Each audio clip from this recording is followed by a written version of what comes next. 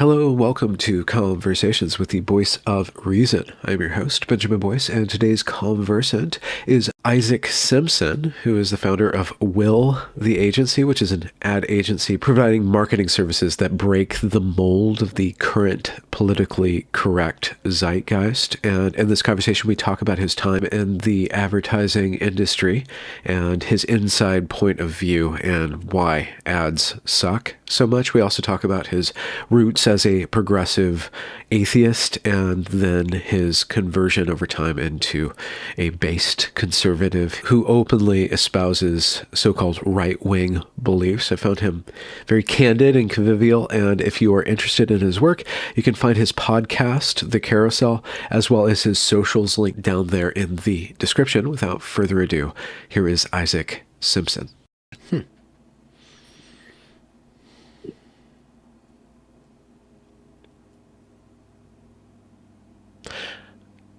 Were you always right wing, or was that like a? So are we recording now? Are we starting?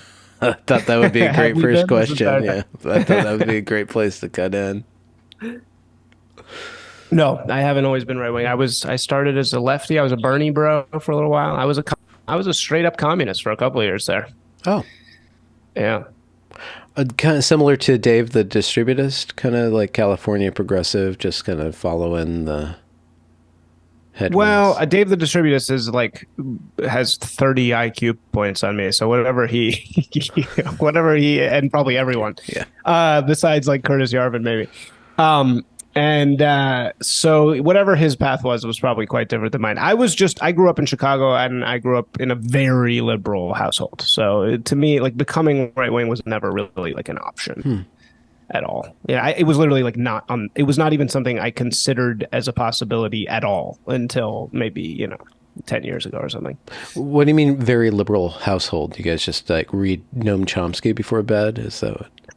No, not that intellectual. My parents are academics, but theater academics. Oh, So like theater people. And my father is a WASP from a long generation of progressive Chicago people.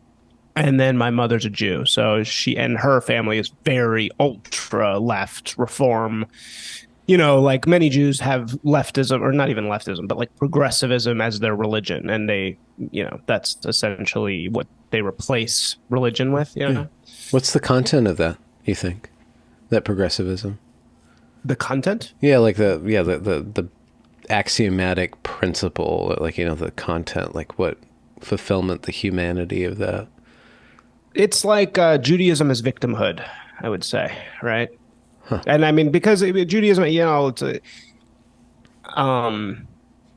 yeah, they think, you hear the people who say Jewishness isn't, or transness is inherently Jewish. You hear stuff like that. And I think it's because the history of Judaism is a lot about being outsiders and being victims. And so a lot of people Reform Judaism essentially takes none of the, as we say, the justice of God and all of the love of God. And that's it. It's just all the love, none of the justice. Yeah. Pure mercy, no zero rules. severity. Yeah. Yeah. And what was that like for you, like having that as your backdrop? Like, how did that spin you towards looking at the world, I guess, politically or apolitically, if you didn't think in terms of political? Maybe you're just artistically endowed. So you just mean like, how did that? I mean, I was very left wing. I was very, I was always, I think you kind of know when you're young, if you really love the Fountainhead, that you're probably going to be conservative. If you love Ayn Rand, which I really did, and that was like not okay. It was like people were like, "Oh no, you shouldn't like those are bad. Those are bad books. You shouldn't like those." And so I loved Ayn Rand, and that was kind of an early indicator. But yeah, I was Obama one. I was, I think people like me are inherently kind of we're gonna try to push against whatever environment we're in, in any way. The environment I happened to be in was ultra left wing. I'm from Evanston, Illinois, which is where Northwestern is, and it's the only place in the country that has reparations. So I literally have friends who have received reparations, and it's And like very weird. I read about that when it came out. It seemed like the a reasonable sort of reparations where it was about housing. It was like directing money Yeah. to build up the black community through housing or something like that. Not just giving them like millions of dollars like San Francisco like apparently wants to do, or at least says they wanted to do. Yeah. Well, but I think the San Francisco one is also through housing, isn't it? Okay, I haven't looked into it. I know it's pretty extreme. Yeah, no, I think the California one is also technically couched in housing discrimination. Because they can't really, I think it's just too hard to track this. Like it would be impossible to track slavery. So they are doing it through that for some reason. So, like early on, like you disagreeable towards leftism or progressivism?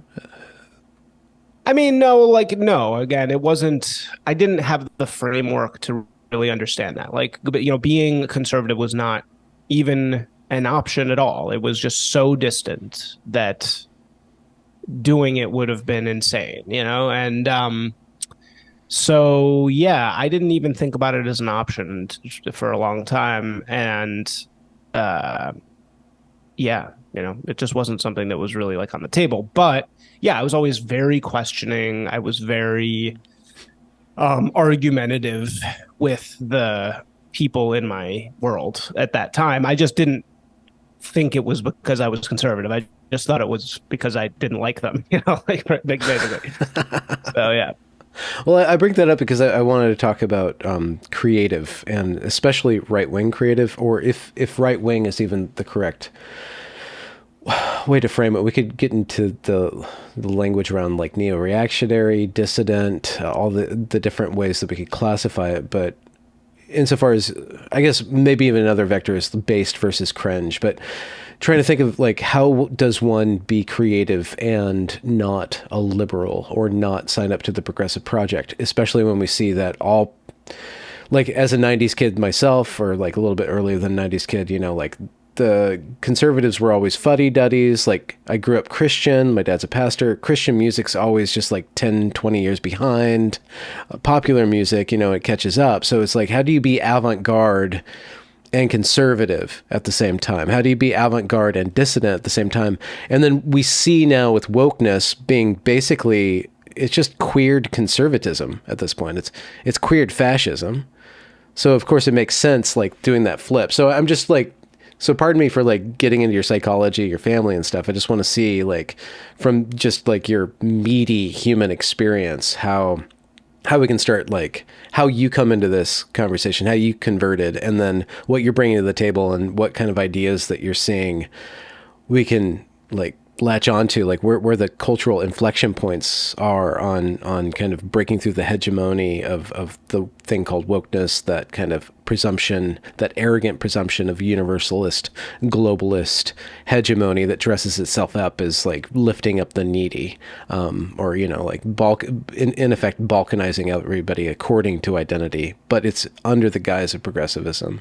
It's under the guise of liberalism. So sorry to go deep and then to go broad again. So that's kind of like my trajectory of discourse.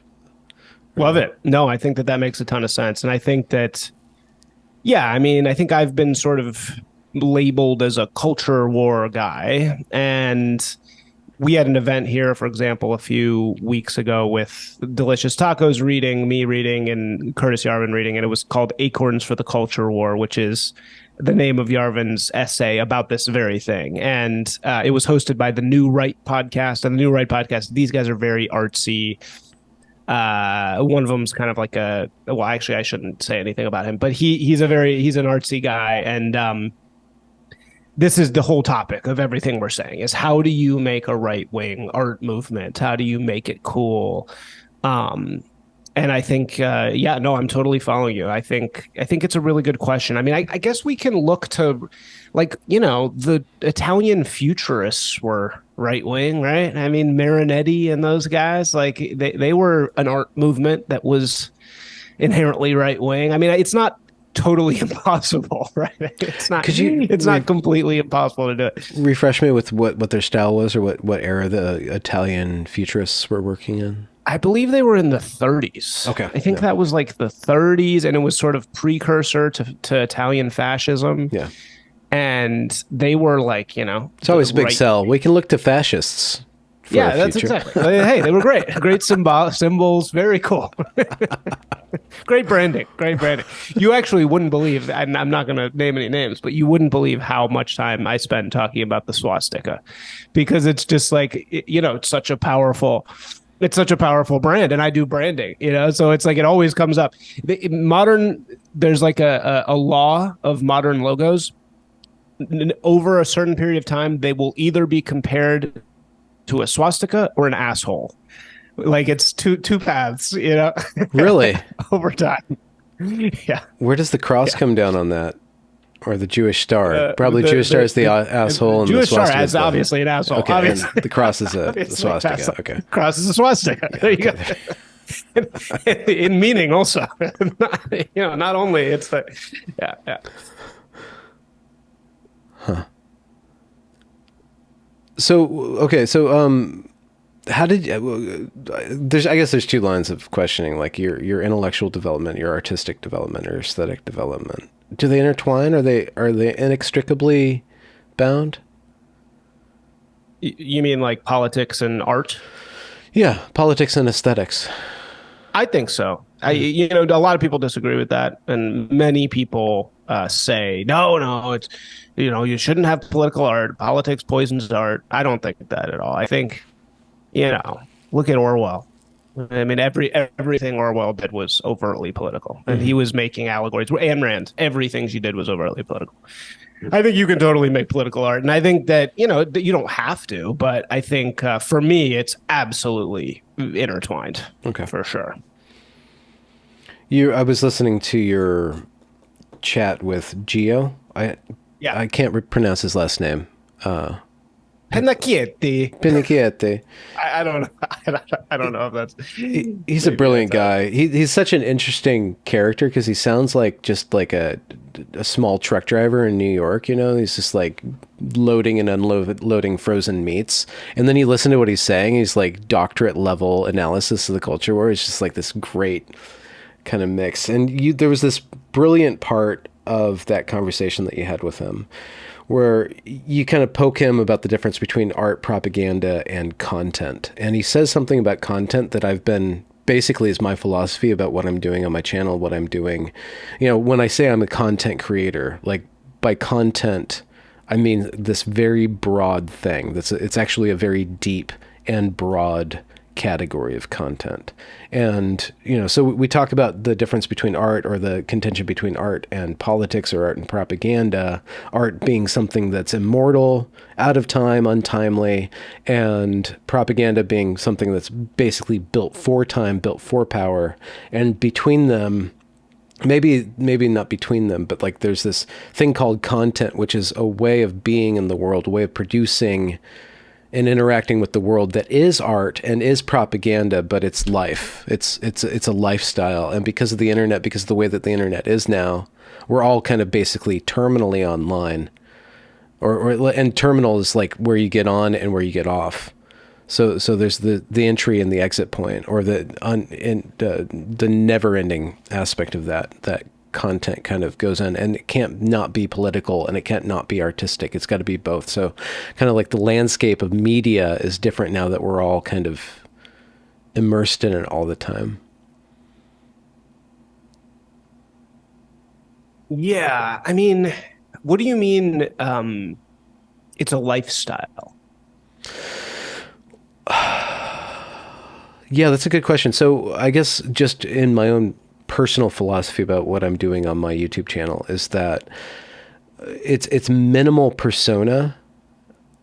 It's not produced in a sense where I have necessarily a distinction between me and who I am online. I'm not trying to be someone or trying to. I guess it's like an inverted brand, or it's not an impersonation, it's an embodiment. It's an uploading of myself as I am in the moment through long form discourse, through years being on Twitter. Like Twitter is like little nuggets of myself, and you can't really pinpoint who I am, but over time people become familiar with me. Like I'm using the medium as a way of connecting to other people. Right. So it is lifestyle. And so trying to wake up people or be engaged in a real way with people through the virtual medium is a lifestyle. It's like a full investment of it. And then understanding the algorithm, understanding like parasocial relationships and stuff like that, and understanding how there's fakeness around every corner, but still being confident and projecting something a little bit more than just a persona through that. That's like, I guess what I mean. So do you ever enter the world of kayfabe? Do you ever do you do stuff like at all that is like Engagement oriented? like phony? You know what I mean? Like, I mean, we all do, right? We all do some things like, Yeah. Well, I mean, I guess on Twitter, like I mouth off, but I don't really have a persona. Like I just feel like trickstery, I guess. Yeah. Yeah. What about what that's a really big operative principle you see in all politic. The refreshing part about the dissident right is their aesthetic as opposed to, I guess, the woke, the big name left, where you have Keith Olbermann, you have these really cringy, like anti-Trump people, or just people who are like sloganeering on an NPC level. Like that kind of kayfabe is so shallow and boring and obvious, and then you see the right wing has kind of like a kayfabe, like aesthetic with the bodybuilding, saying things that are, pushing the lines of acceptable discourse in a way that is very kayfabe, that has a little bit more, there's a little more energy to it because it is countercultural. Right. Yeah, I think a lot of what they do is pretty kayfabe. I mean, yeah, I think you and I mean, what would you describe your Twitter persona as? Like, what do you think? How would you describe like who you are on there? I like sentences. What? So I'm just looking for a good sentence. So I'll have a conversation with James Lindsay, or like I'll read an article and then I'll joke around with my girlfriend, and we'll talk about rape and rapeseed oil, and then like, why is there not an extra virgin rapeseed oil? Like, oh, there's the tweet. That's good. That's a good joke. How was nobody? That's a great. That's Bap really retweeted it, so I did it. I did something. Nice. Right. Yeah, nice. Good. Yeah. Speaking of kayfabe, he's the king of kayfabe. Yeah. So I guess like mapping out the dissonant right. I guess I don't know where I'm trying to open up the conversation to you. Like thinking about this whole thing intentionally as a marketeer, as a branding agent. Like what can we learn by looking at it as propaganda, as art, as branding? Yeah. Well, I mean, like, so there are many who believe, and I think this is why this is such a great opportunity. Like the reason why so many people respond to my stuff and respond to Will, my agency, is because the marketing world, the world of propaganda, and even this goes back to Bernays. So if you read Bernays, the father of modern propaganda, his book sucks, by the way. It's really bad. But because it's wrong or just poorly written? It's just poorly written. It's very vague. It's like, it's like just bad. It's like very top line. He doesn't really get into specifics. It's all like large, broad strokes. And you're like, what am I actually getting from this? But there is a passage in there where he says, where we're headed, the decisions of the masses are going to be dictated by a few people that they won't know who those people are. By definition, modern propaganda includes people that are behind the shroud. That's by the definition of propaganda. That's kind of where we're at. And you see throughout the 20th century that developing more and more through like Saul Alinsky, for example. And you get to this phase where we're at now, where the people in charge believe that their job is to be those people behind the curtain, right? Like they think it's their job to trick people into doing stuff. Okay. That's what like Hillary Clinton, I always make this joke. DC is basically like a writer's room of Ivy League kids on Adderall. And they're sitting around like making jokes and being like, wouldn't this be hilarious? Like, let's do this here, here, here, and here. And you can see them doing this. And you can see when they release, oh, here's a new thing we're supposed to talk about, like, and you can see them playing this kind of dance out. But it doesn't work anymore, right? I mean, it's like it's obviously broken. Like they stopped being good at it, and maybe they stopped being good at it, or maybe we got wise. What? People got too media literate. Yeah, or people got too media literate. Right? You could say it's the internet, which like revealed a lot of this stuff. Or you could say that in reality, we're not supposed to lie to people all the time. Maybe Bernays was wrong. Maybe Alinsky was wrong. Maybe actually Teddy Roosevelt was just a cool guy. Maybe he just told people the truth and that was it. And I tend to believe that. I think that you have these bad people. If I don't know if did you go to an Ivy League school? No. Yeah, I went to Evergreen State College. Oh, nice. So I didn't either, but I have Ivy League school friends. And if you meet them, they've all learned this sort of tactics of perception. They know how to have the correct interests. They're like, oh, I'm a little bit into sports and I'm a little bit into art. Yeah, right. And I'm a little bit into, they learn these sort of things they're supposed to do that people like. Which is very funny because it's like these are the leaders of our society, and the leaders of our society are now learning how to seem normal. So it's like, that's not leadership. You should be leading. You shouldn't be trying to seem relatable, Yeah. So I think we have just this really broken elites. And I think that what we're seeing is how broken these elites are. And I don't think it has always been this way. I don't personally believe that it's always been this way and just social media now reveals it. I think this elite class has gotten rotten and we're seeing it. Okay. Yeah. And so their propaganda sucks. Their propaganda is terrible. It's ugly. It's disgusting. We hate it. It makes us fucking nauseated. Sorry, friggin' nauseated. And, it's just bad. And I think that propaganda of the past was artistic because it wasn't rotten. It wasn't a lie. I think I'm sure if you've listened to my stuff, I use this example all the time. So, sorry if people have heard this before, but you open up the Wall Street Journal on a Sunday or a Saturday when it comes, and there will always be an Altria ad in there. So Altria is formerly Philip Morris. It's big tobacco. And the ad will say, we dream of a smoke-free future. It's all about, all the steps they're taking to make sure people aren't addicted to tobacco. So you literally have big tobacco, which is essentially an arm of the government now. So they just pay everything to the government. But since they've been basically nationalized, they can say whatever they want. They know that they don't need to advertise tobacco. Everybody's doing it anyway. So they're out there literally saying the reverse of what they want to be true because they think that makes people like them. And they think that the perception will favor them. And enough of that starts to drive people insane. And it starts to make people crazy because they're like, why am I being lied to all day, every day? Another example, Subway Eat Fresh. It is the opposite of Eat Fresh. It's like actually Subway Eat Preservative. But they're saying all the time the very thing that they aren't.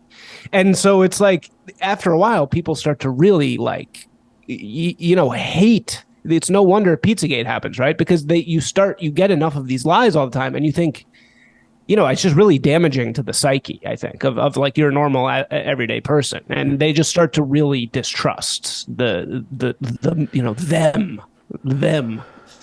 So to bring up something that R.N. McIntyre has said, and I can't remember the context, but you have the left, whatever that is, the entity that controls everything, that has hegemonic power. They'll just demoralize people, or they'll put people down, they'll put the culture down, and Oren will say, or the right wing, the dissident right will say, the demoralization is the point.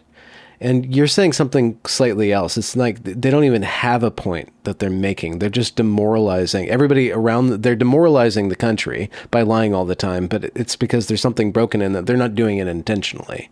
They're just kind of, Yeah. it's taken over itself. And that's just what they are bound to do because they're looking, it's like a hypo agency. Like their agencies, they're always looking to what perception is, but so nobody's actually in control except for some sort of statistical aggregate of like what they seem would be the cool thing. Colin Kaepernick seems like he's the we put dreaded black guys in all the commercials from the 90s on, and now he's cool for the sake of being cool because he looks the part, he says the part, and then we're going to give him a Netflix feature where he's going to look baldly dumb and stupid saying outlandish things because he's cool. Because we engineered cool, and now it's taken on a life of its own.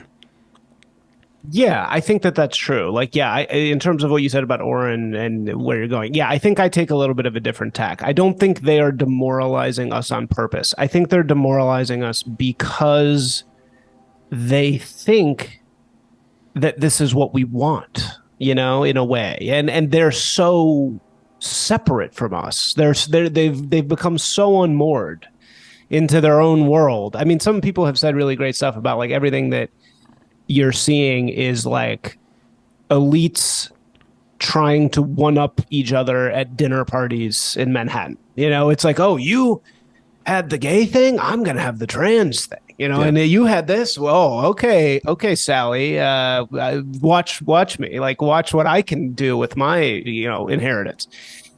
And that's kind of how I see it. I think what we're seeing, it to put it very simply, is the shape of chaos. if that makes sense. Like we are seeing the order of chaos. And the order of chaos feels conspiratorial, even though it isn't. It's like, you go down to Skid Row, which is chaos. We here in LA, nothing, no rules. And it's not that you go down to Skid Row and you see anything, right? It's not like you go down there and you see a lemonade stand. Yeah. There could be one, but it's not like everything. It's chaos, and chaos looks a certain way. It orders itself in a certain way. Yeah. And it's horror. We're like witnessing, when you go down there, you're witnessing horror. And I think that's kind of what's happening also in the media. Like all of woke marketing, all of this propaganda that we're seeing, it's not really a conspiracy as much as it is the lack of one. Mm-hmm. Mm-hmm. And so where's the opportunity? It sounds like because you're taking a stance, like a kind of like just an American entrepreneurial stance on this. Like, this is an opportunity. There's potential here for something else. And it's not necessarily hope, it's opportunity. I guess it's opportunistic hope, right? So if that's the background, if that's the order of the day, where does that leave the people who are sane or don't want to be sane or want to have fun, want to be creative, You're saying, where does it leave the creative people? Well, I guess, where does it leave the smart, the creative people who want to serve people who are, let's say, the stable middle class, the conservatives, the people who actually make sanity, make order, live in order, are disgusted by chaos. They need they need service. They need cool t-shirts. They want good films. They want to be sold things. They love, I mean, if that Daily Wire reaction to Bud Light says anything, it says that conservatives want to be consumers. They really want to be consumers. They really want to consume content. They want to pay for things. They want to have like that nice treat at the end of the long work day where they're hauling ass, making life, raising kids and stuff like that. Consumerism is a part of that culture. So how is that exploited or served, I guess, in a more positive sense of the term? Well, that's what I'm working on. I mean, I think I sort of actually didn't finish this point, so this goes back to what I was saying about propaganda being necessarily behind closed doors. unlike every other industry, so unlike politics, unlike movies, unlike music, unlike books, any of these things, the propaganda industries are hidden, right? There is no way into them. You know, to get a job at a as a creative, so who's making decisions, to get a job at a creative at a big advertising agency, for example, it does not matter where you went to school at all. There's no pipeline into it. You know, you can't go to Harvard and then get a job at Wieden Kennedy. It doesn't work that way at all. You have to make a portfolio. And there are schools that'll teach you how to make a portfolio. I went to one, or I went to like a night school, you know, for that after law school and everything. But, you know, so it's very hidden. Like the propaganda industry is publicity, advertising. There's not really a clear pipeline into these places, and beyond that, people just aren't interested in it. You know, it's not like with movies, there's a built-in audience. Everybody wants to talk about movies. With advertising, no one cares how the ad was made. Nobody knows or really thinks about these things. You know, it's not like there's no magnifying glass onto the propaganda industries. And that's actually a huge boon for us. That's great for us because there's no protection.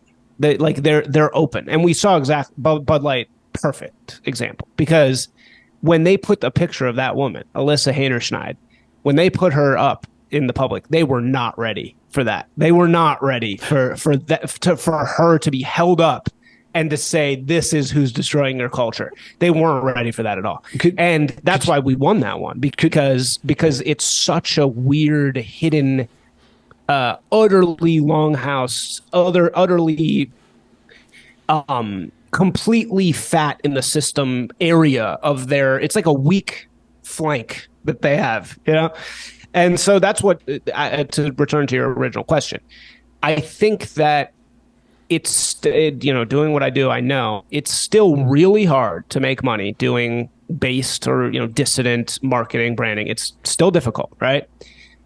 And the money in comparison to what they have is so insanely, it's like 1 million to 1. They have all of the dollars, we have none of the dollars, but there is no inherent barrier there.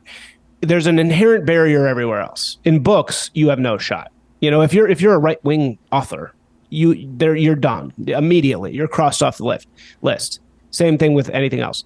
If you're a right-wing product, or not even a right-wing product, just not a left-wing product, you don't have anything stopping you. There's no ceiling built in. I mean, they'll try and mess with the supply chains, which they own. Yeah. They'll try and mess with distribution. They'll try and mess with the media. You know, they'll try and screw you over. But there's not they don't control capitalism. I mean, we don't yet live in a communist country. And as you're saying, there's obviously a massive demand for right-wing people being consumers. And so to me, it's like the easiest path to win this thing is build our own economy. You know, we build our own economy outside of theirs. I mean, what is the entire internet based on? It's based on advertising. You know, it doesn't say .art, it says .com. Yeah. You know, it's a commercial enterprise. And so to me, these brands, these base brands that are coming up that are founded by, young dudes who are kind of defecting from mainstream finance, they're doing so much more, in my opinion, to fight this Leviathan than, yet another political pundit. You know, I mean, what are they really doing? So, Yeah. Speaking of which, what's the aesthetic? I guess this is a bad question because the aesthetic can be anything. If you're building an aesthetic, or if you're okay, how do you do market research into what works with conservatives, right?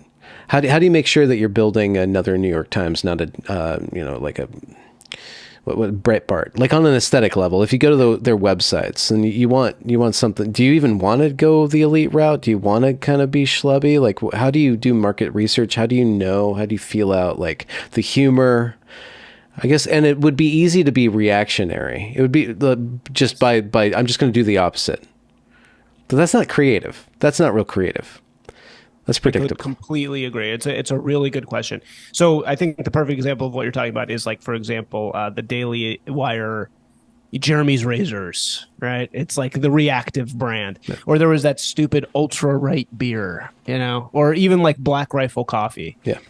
These are all examples of brands that are just reactions, and they're not grounded in beauty. They're not grounded in anything. They're just saying, screw you, other thing. Mm-hmm. But it's literally just the same underlying product, just painted with a flag instead of, a rainbow flag.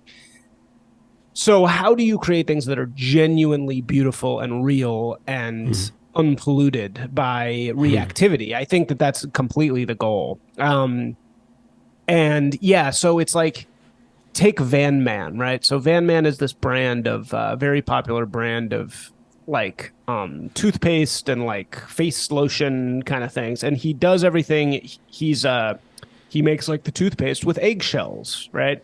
So he's using products that are higher end and that are and like beef tallow, like separate from these lowest bidder hedge funds, private equity, like ingredients that they love because they're really, really cheap. So like seed oils, right? Seed oils is the perfect example of that. Um, so first of all, it's about that. It's about creating things that are genuine and real and have real values and, aren't just, as you say, just a painted reaction against the thing that already we don't like.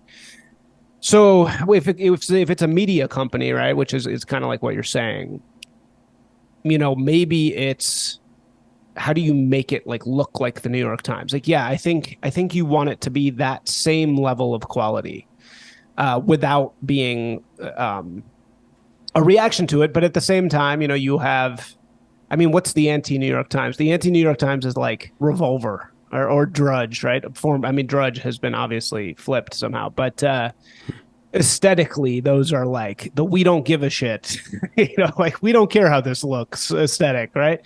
And there's something to be said about that. But no, I think that what we want to be doing is making things that are genuinely beautiful on their own. And conservatives have always been so bad at that, so bad at, right?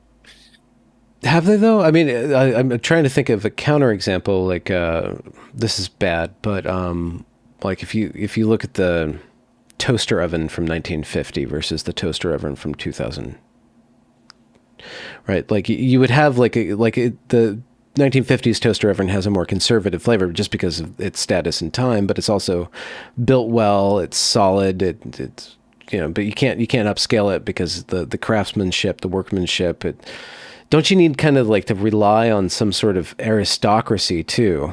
And if the aristocracy is captured, you need to not only build an alternative economy, but an alternative aristocracy, like that are the taste leaders, the thought leaders in that not mainstream or the dissident. And even all the words we use are tainted with reactionary. Dissident, it's always against. It's always not. It's in always and of against, itself, yeah, reactionary, right? Yeah, it's like we have all these words that are not standing on their own. I mean, that's why I actually really like the word based, but it's obviously you can't rely on based because based is going to go away and it's a rap word. It's from rap. So it's like we're not going to be saying based in 20 years. But I actually really love based because it's an earth metaphor, and we kind of are in a world of out Do of you know where control it comes air. from? What? No, Do I you know think the, it's the rapper, right? It's the yeah. well, it comes from a rapper, but it's from freebasing. Oh, free basic So crap. he would smoke crack and then act like, yeah. So it just means like you're acting like you're on crack, like you don't give a Oh, fuck, okay. right? So just let you know that's where Okay. base comes from. It's not an earth metaphor unless your face is No, on no, there. no. Yeah. It's a free basic crack. Okay, fair enough. Fair enough. Yeah, but I don't know. But what were we talking about? What were you saying about the toaster? What Oh yeah, was what yeah. was it? Just well, you were saying that conservatives are bad at quality control, I guess. No. I not quality control. I didn't mean that. I mean just aesthetics. They haven't really been. I mean, like if you just there's something about at least formerly. I've worked at a lot of agencies the designers are always more woke than the writers. So I don't know why that is. There's something about like visual talent that lends itself to often being very left wing. I think that's changing because I think Hmm. now more and more designers are like, well, I'm kind of against the mainstream and therefore I can't be left. I can't be left. So I think that that is changing. But I will say that the level of talent that I've seen on the left in terms of visual talent is extraordinarily high. Whereas writing talent, they're probably worse than the right. Whereas the right, our visual talent is like hard to find. It's a more difficult. Hmm. Have you, and you were also talking about like the quality of the product too. Like you were talking about this Van Man product where it's like very Oh, kind of right. the crunchy conservative, the guy who wants to be really down to earth, like the real ingredients. And you see that with Earth. There you go. raw egg nationalists, with Yep. BAP more or less, like they're fighting against the fake and the gay, right? They Yep. want the real, the seeking for the real. Yeah. It's so funny because it's like like a lot of these brands are doing the same thing. So I have like, for example, Masa chips. It's seed oil free chips. They make it with beef tallow. It's the only option. Or Hestia cigarettes. Or, there's a beer here that I'm trying to work with called Soonish that is Hmm. banana beer, American made banana beer. Oh, okay. Yeah. So As they're opposed trying to to like corn, mess I with these. guess. Yeah. As opposed to corn. Right. Okay. So yeah, I think that these new brands, what's great about something like Van Man is it's not just reactive. It's fighting with the ingredients itself. And I think that you're Hmm. right. That is, remember like the whole food movement, like Whole Foods, the Whole Earth catalog, that was a hippie thing. That came from the left. And now that's basically the mainstream. Where do we all shop? Whole Foods. Yeah, yeah, yeah, Like, yeah. but it's been totally hollowed out. Everything at Whole Foods now has seed oils in it. It's all crap. It's all like disgusting. So now the new natural or the new Whole Foods movement is coming from the right. And it's coming from these brands that are kind of anti globo homo supply chain type brands, Yeah, basically. yeah, yeah. I find there's always something ironic about the mainstream left to me that they're all they only eat organic and their child is on puberty blockers. They'll shoot up their kid with estrogen or testosterone depending on the sex of the child, but they'll really they're graham crackers, like it's all organic, it's all no GMO, right? Not genetically modified. It's just the Well, and weird they're like real clueless. fakeness that Yeah. is going on at the same time. They're clueless how? Sorry. No, no, sorry. I didn't mean to interrupt you No, there. no, do please. You have headphones on. Interrupt away. Yeah. No, I meant all I was saying is like they're clueless. They don't actually care what's in the products. I mean, because you're right, because they're feeding their kids. What woman in LA who's 22 isn't on SSRIs and birth control? I mean, it's unbelievable. Like Hmm. every woman in Los Angeles is walking around just having their immune systems, their brains just like totally pressed down into this strange state. And that's totally normal, and no one thinks, oh, maybe this isn't, maybe we shouldn't be feeding people this stuff. And then, yeah, you're right. Then the package of your, you know, chips says like, Hmm. yeah, no GMO or no grass fed. It's just like, yeah. Is there something inherently left wing about marketing, about propaganda? Oh, that's funny. That's a good question. Because and I bring that up. I could give you an example. It's if you are selling the real, you're pitching the real, right? You're messing with it. You're turning it into something that it's not in order to sell it. Yeah. God, that's such a good question. Is propaganda inherently left wing? I mean, Bernays for sure is lefty. I mean, you read his stuff and he definitely like echoes. You can tell he's not like based. But I don't I mean the Nazis, they were great at it, and then they were very they're very right Well, wing, no, I so it's hard mean, when we to. bring up like it's not totally out of the realm of reality. That really stupid article that hit like last week, where working out is right far right. Yeah, yeah, Beauty yeah. is far right. The good, the real, and the true, the goodness, beauty, and truth. They're all right wing. They're all far right wing, right? And you see that echoed in early fascistic rhetoric before they go off the rails. They're seeking the new. Hitler's looking for naturalism. He's looking for the real people. He's looking for the real, but because it's not the real, he goes into madness. So there is like this overture in fascism that's being echoed in the right, like this return to the roots, this return to fitness, this return to individual agency. There's a similarity in what the leftoids are saying about it. The leftoids are saying about what? Like, wait, what do you mean exactly? Like working out is right wing. Like what Yeah, your body, taking care of your body, fasting, self discipline. This is all far right rhetoric. This all leads to the gas chamber. This all yeah, leads to exerting your power. What are you going to do with your power? If you get really powerful, what are you going to do other than oppress other people? So therefore, yeah. you need to. Any signal of power is a signal of oppression. Right, but how does that relate to the propaganda question?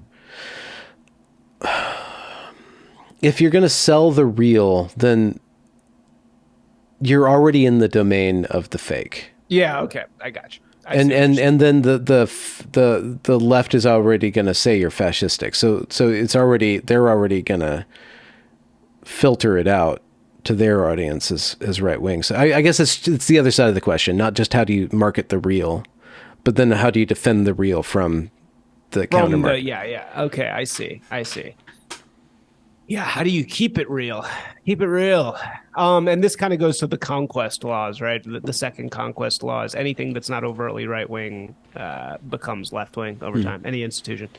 So yeah, inevitably the managers are going to come in and start to screw it up, right? They're going to start to, oh, can't we? Yeah, instead of eggshells, can't we just use something a little different and make a ton more profit for all the managers who are feasting on this carcass? Hmm. Um, yeah, man, how do you stop that? I don't know. I don't know. Maybe you can't. Maybe that's not our job. Maybe our job is just to be the spark and Hmm. burn what we can and burn brightly as we can, and then accept that eventually Yeah. the people who come after us are gonna fuck it up, or screw it up. Yeah, like how do you make this different? Because right, it's like leftoids started the whole food movement to begin with, and look what happened to it. I don't know. That's Hmm. a great question. I Hmm. wish I should have an answer to that. How do you keep this without turning into the thing you don't want it to turn into? Hmm. It's a great question. Uh, Maybe a similar question is how do you use the master's tools, right? Like how do you learn about marketing, learn about propaganda, and then make it serve your own values? Yeah. Well, that I've done. So I have literally done that. So I had to grit my teeth and be a slave for several years, which was really hard. It was like the hardest thing I've ever done. To wake up and go to these marketing Yeah. jobs, Where was your at source of agency. strength? How did you What? how did you Oh not go God. crazy? I did go crazy. Oh, well, there you go. I mean, I definitely did go crazy. I don't, what's the source of strength? Who knows, man? Just desperation, needing money. Mm. That's what, you gotta make money. Yeah. And so I don't come from money, so I gotta make it somehow. And so that's probably what guided me through it. I mean, like just the desperate need but it was so hard, man. It was really, really hard to just bite my tongue. I mean, I'm one of these, you ever take one of those personality tests? I'm 99% disagreeable. So like, being in one of these longhouse hierarchies is like absolute brutal pain for me. Hmm. But I survived for a few years, for a long time, but half a decade, 5 years, 6 years in that world. And yeah, there are good things about it. It's cushy, you make good money. Um, there are nice wins. It feels really good to present to a client and knock their socks off and like make them, oh, that's the best presentation we've ever seen. Yeah. That feels great. It feels really good. That the approval of people can feel really good at times.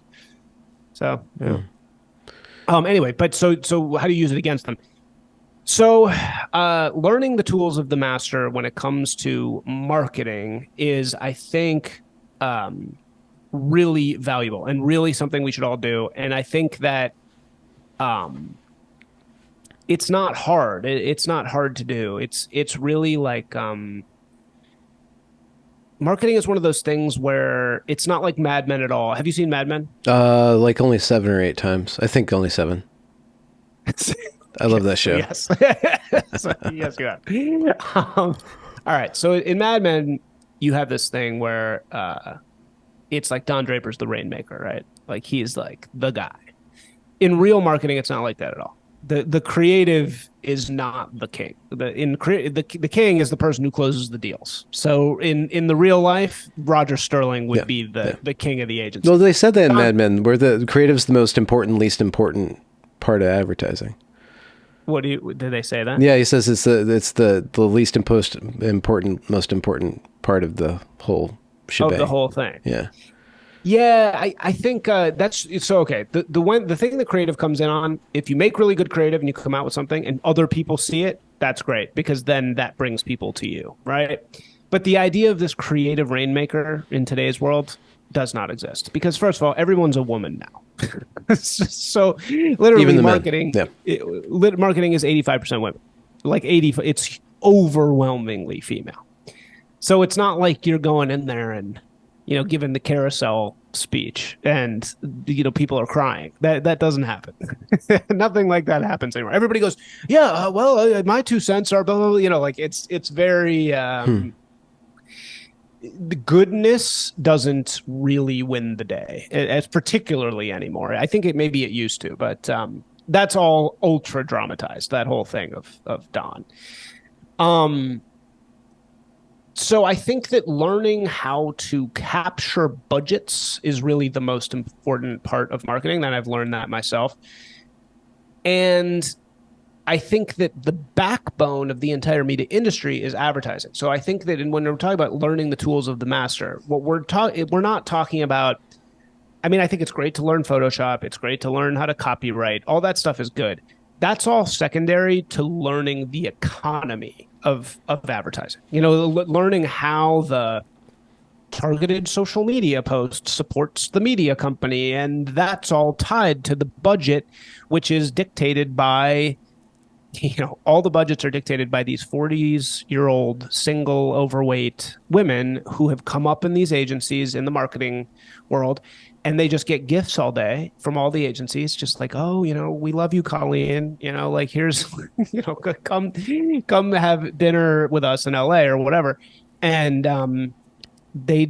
Colleen is in charge of $100 million of money every year. She just gives it to whoever she wants. And so, you got to pay attention to that. And then also, even beyond that, if you've read a book, there's a book called Frenemies.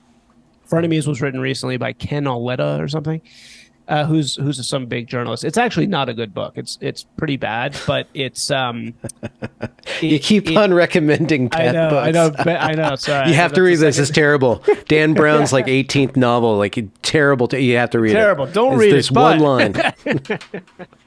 No, and so Frenemies does a good job of showing that there's a few kind of like deep gatekeepers or deep like pressure points, power points, pressure points, power centers, inside the advertising world, where the marketing world, and they dictate like everything. Like it's like one guy, this guy Lawrence Kassan, like literally everything we see in marketing, it's like this one dude for some reason just like tells where all the money goes.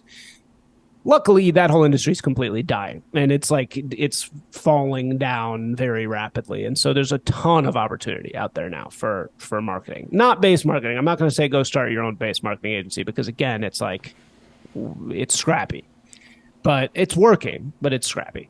But if you want to create a normal marketing agency, Sky's the limit for you right now. So this old institution or network or system is collapsing. What's it turning into? Is it just like, are they breaking apart, or is like the actual Yeah, that's a infrastructure great how question. it works That's a eroding? really good question.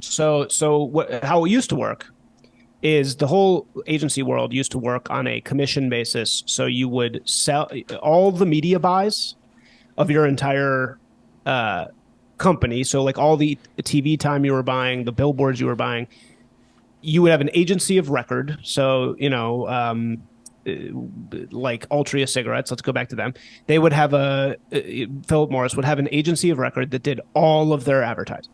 And that agency would be compensated 15% of all the media buys. So every piece of time they bought, 15% markup, that's how the agency is funded.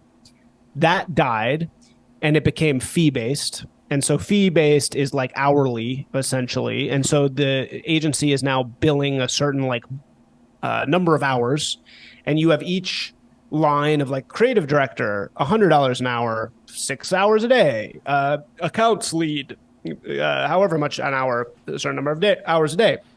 That's how you sell in this work. Now, agencies of record are gone.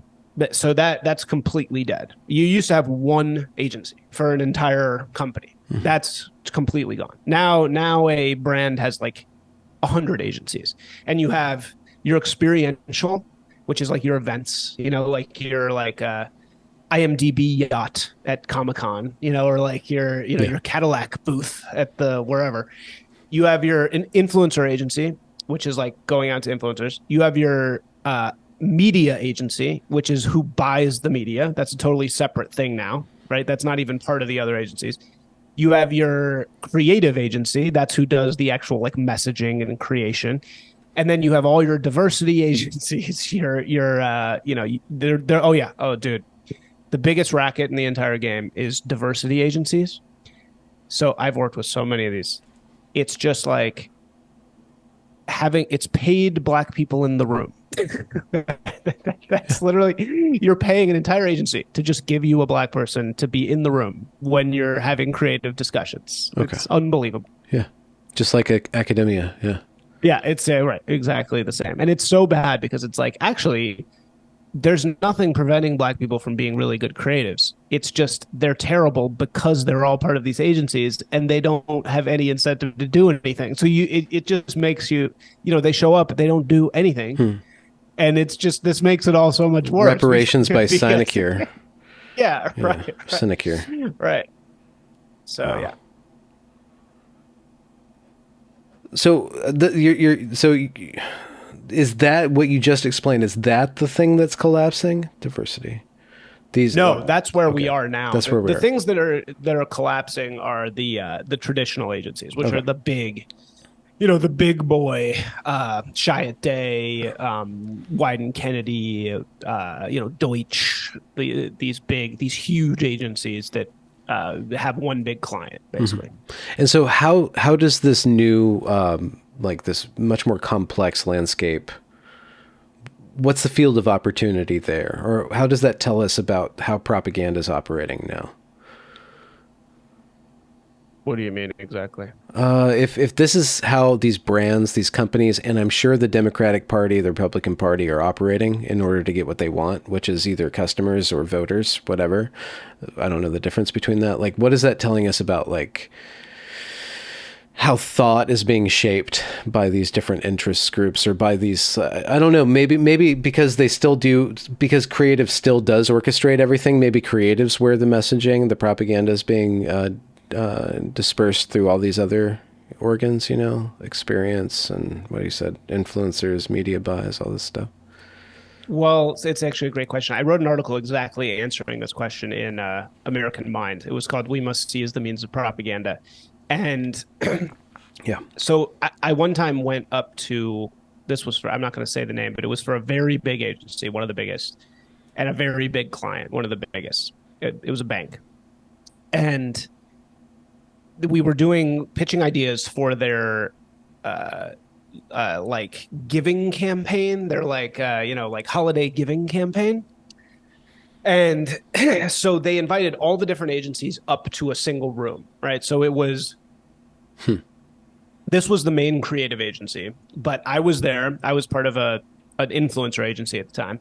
There was an experiential. There's also ESG agencies, right? So there's like your charity agencies. So disgusting. Their ESG agency. There was their woman agency. There was their black agency. There's also Hispanic agencies because there's Spanish language. Spanish language agencies. So we were all there. There was probably like 60 of us in a room, and there was this very typical creative director. I call them hype dads. Yeah. There was this very typical hype dad, graying.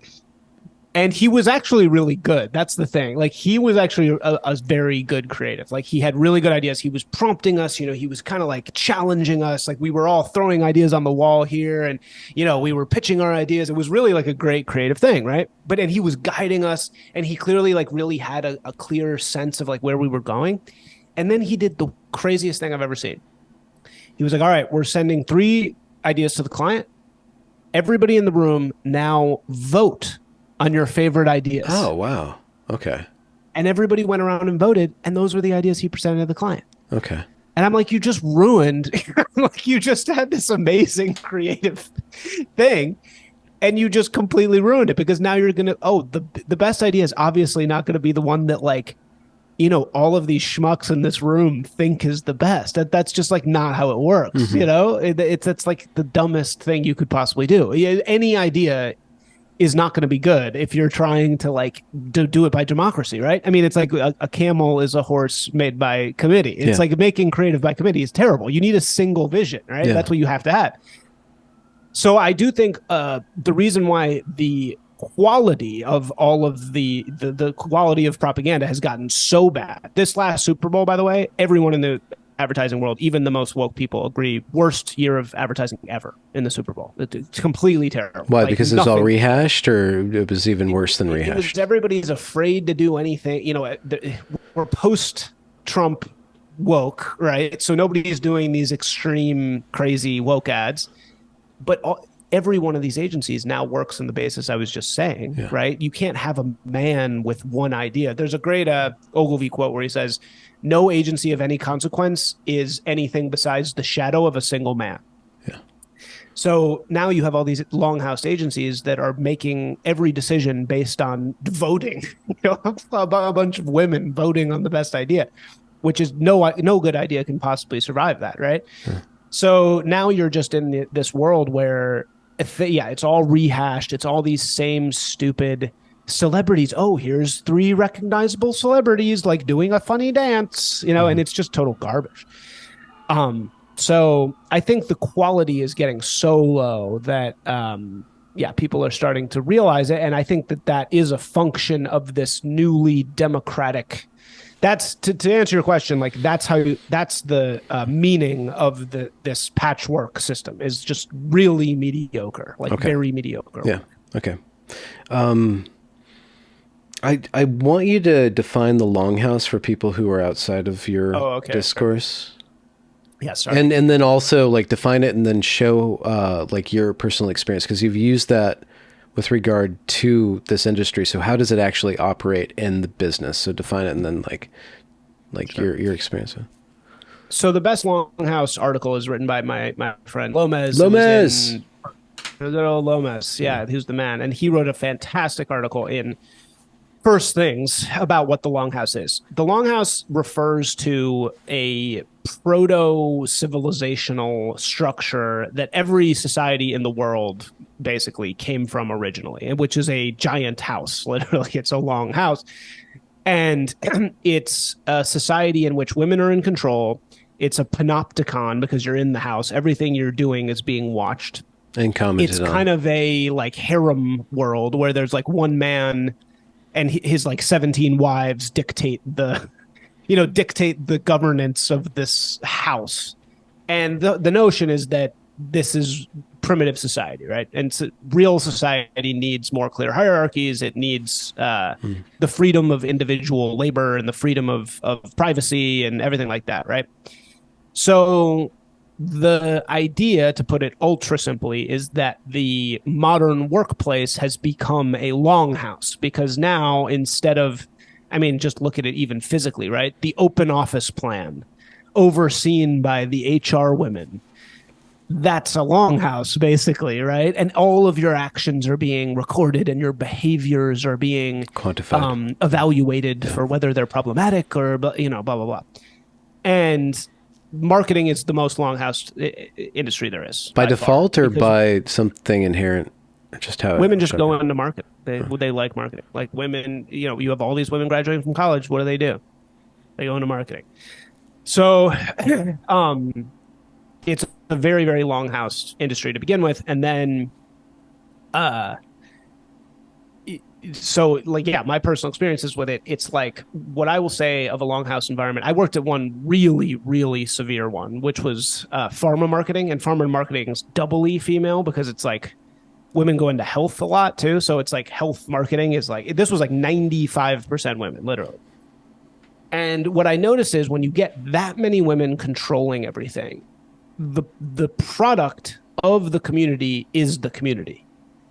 So they didn't really care at all about the stuff we were making. The stuff we were making was completely secondary to your behavior because their product was the agency itself. You know what I mean? Like they viewed their jobs as creating a comfortable job for everyone to exist in, right? Yeah. And these women, I swear to God, they worked like an hour a day. They showed up at 10. They had like 2 meetings. They were logged off. Everyone in the agency was logged off by 3 p.m. And the quality of the work was so bad. Like I had people turn in stuff that was like, I had a guy. So you're asking somebody for taglines, right? So imagine this. Like you say, give me 5 taglines. And instead of giving you 5 separate taglines, the guy would give me like 5 the cure for the common same cold. tagline with different the cure for words the common in it. breakfast. The cure Wait, for what? the Mad Men. The cure for the common breakfast. The cure for the common cold. The cure for the common Yes, car. exactly. Yeah, right. Yeah, it was like 5 of the same thing, just with one word change. I'm like, that's not 5 taglines. That's one tagline. Yeah. So like, just the sheer horribleness, and I think that the longhouse is just such a perfect metaphor because it's so true, and we all feel it. Anybody who's worked in the mainstream world, what this is like, and the HR call, like, can you come by the HR We need office to and talk. talk about, can you next time maybe just don't talk that way to Sarah because you really freaked her out when you said you didn't like her idea, even though that's your job. Yeah. Like that kind of thing. Yeah. Well, okay, so how does one conquer? I mean, do you just become the guy with 17 wives that you're constantly micromanaged by? The harem. You're the hype dad. Right? So you become the hype dad. So your coolness is completely contingent on your appearance. And then your ability to navigate a bunch of women's conflicting opinions about something. Well, so the thing about the hype dad is grandfathered in. So the hype dad could not exist in today's world. He couldn't make it up the chain. The hype dads exist because they're dinosaurs. They've been grandfathered in, and everyone else got pruned out. So it's all women beneath them, and they're just kind of like floating around, like in their job. Yeah. So there is no possible way that a man of any real ideas can climb the longhouse. And the reason for that is the same reason why women can't compete on a male basketball team. A man cannot play the social game as well as a woman. It's impossible. We just don't have it in us. Like we're not able to do it. Well, if you take a performance enhancing drug like progesterone or something, I guess. Yeah. Or Adderall, right? I mean, Adderall kind of is that. No, we just can't compete. A man cannot do we just can't do the social engineering necessary to win in that environment.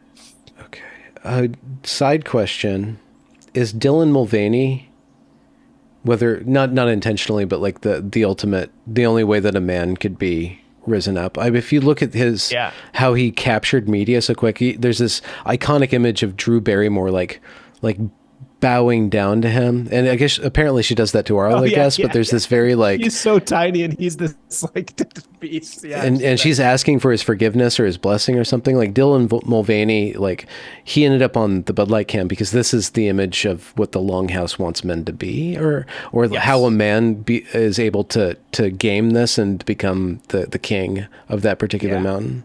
I think that is it.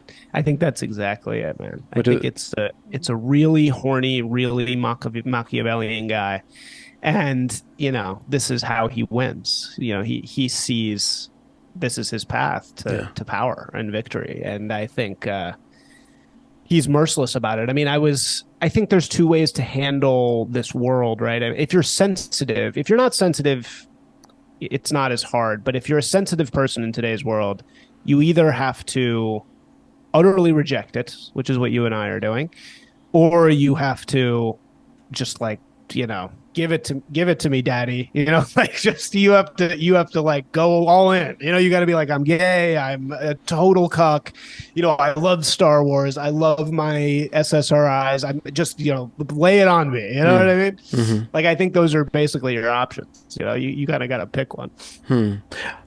Okay, so if the way out is not through, you can't reform the Longhouse. Let's say you have to go alternative economy No, you style. cannot reform the Longhouse is incapable of reform. There's no.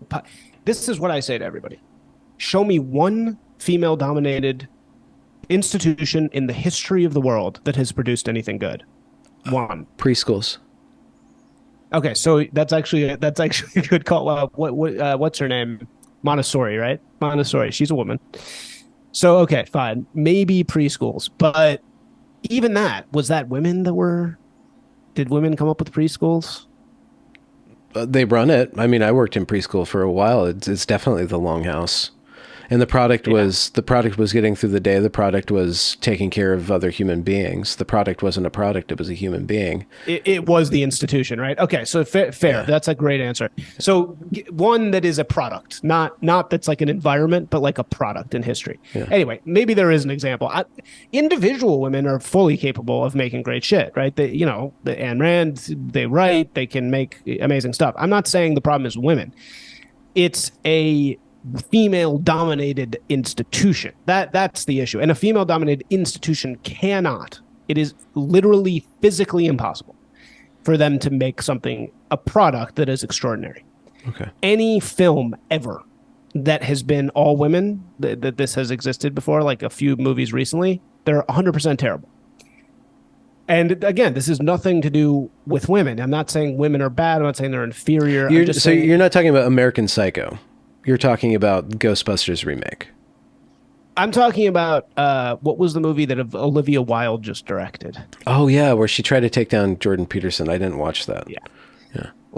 And then was terrible to her other female employees, ironically enough. That's what I mean. So again, like a female documentarian, Alex Lee Moyer,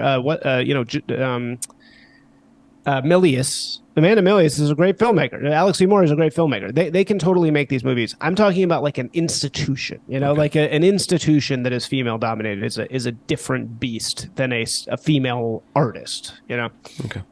So anyway, my point is that yes, there is no possible way to reform the Longhouse. It's just impossible. It's never going to happen. They will never allow you up the chain if you're a problematic man of any kind. And unfortunately, problematic men are the only ones who have ever made anything good, ever. So it's just impossible. So the only thing to do is parallel. The only thing you can do is make your own stuff on the side. So speaking of parallel, how do you know a good idea is a good idea? How do you cultivate that seeing, that sight, that executive function?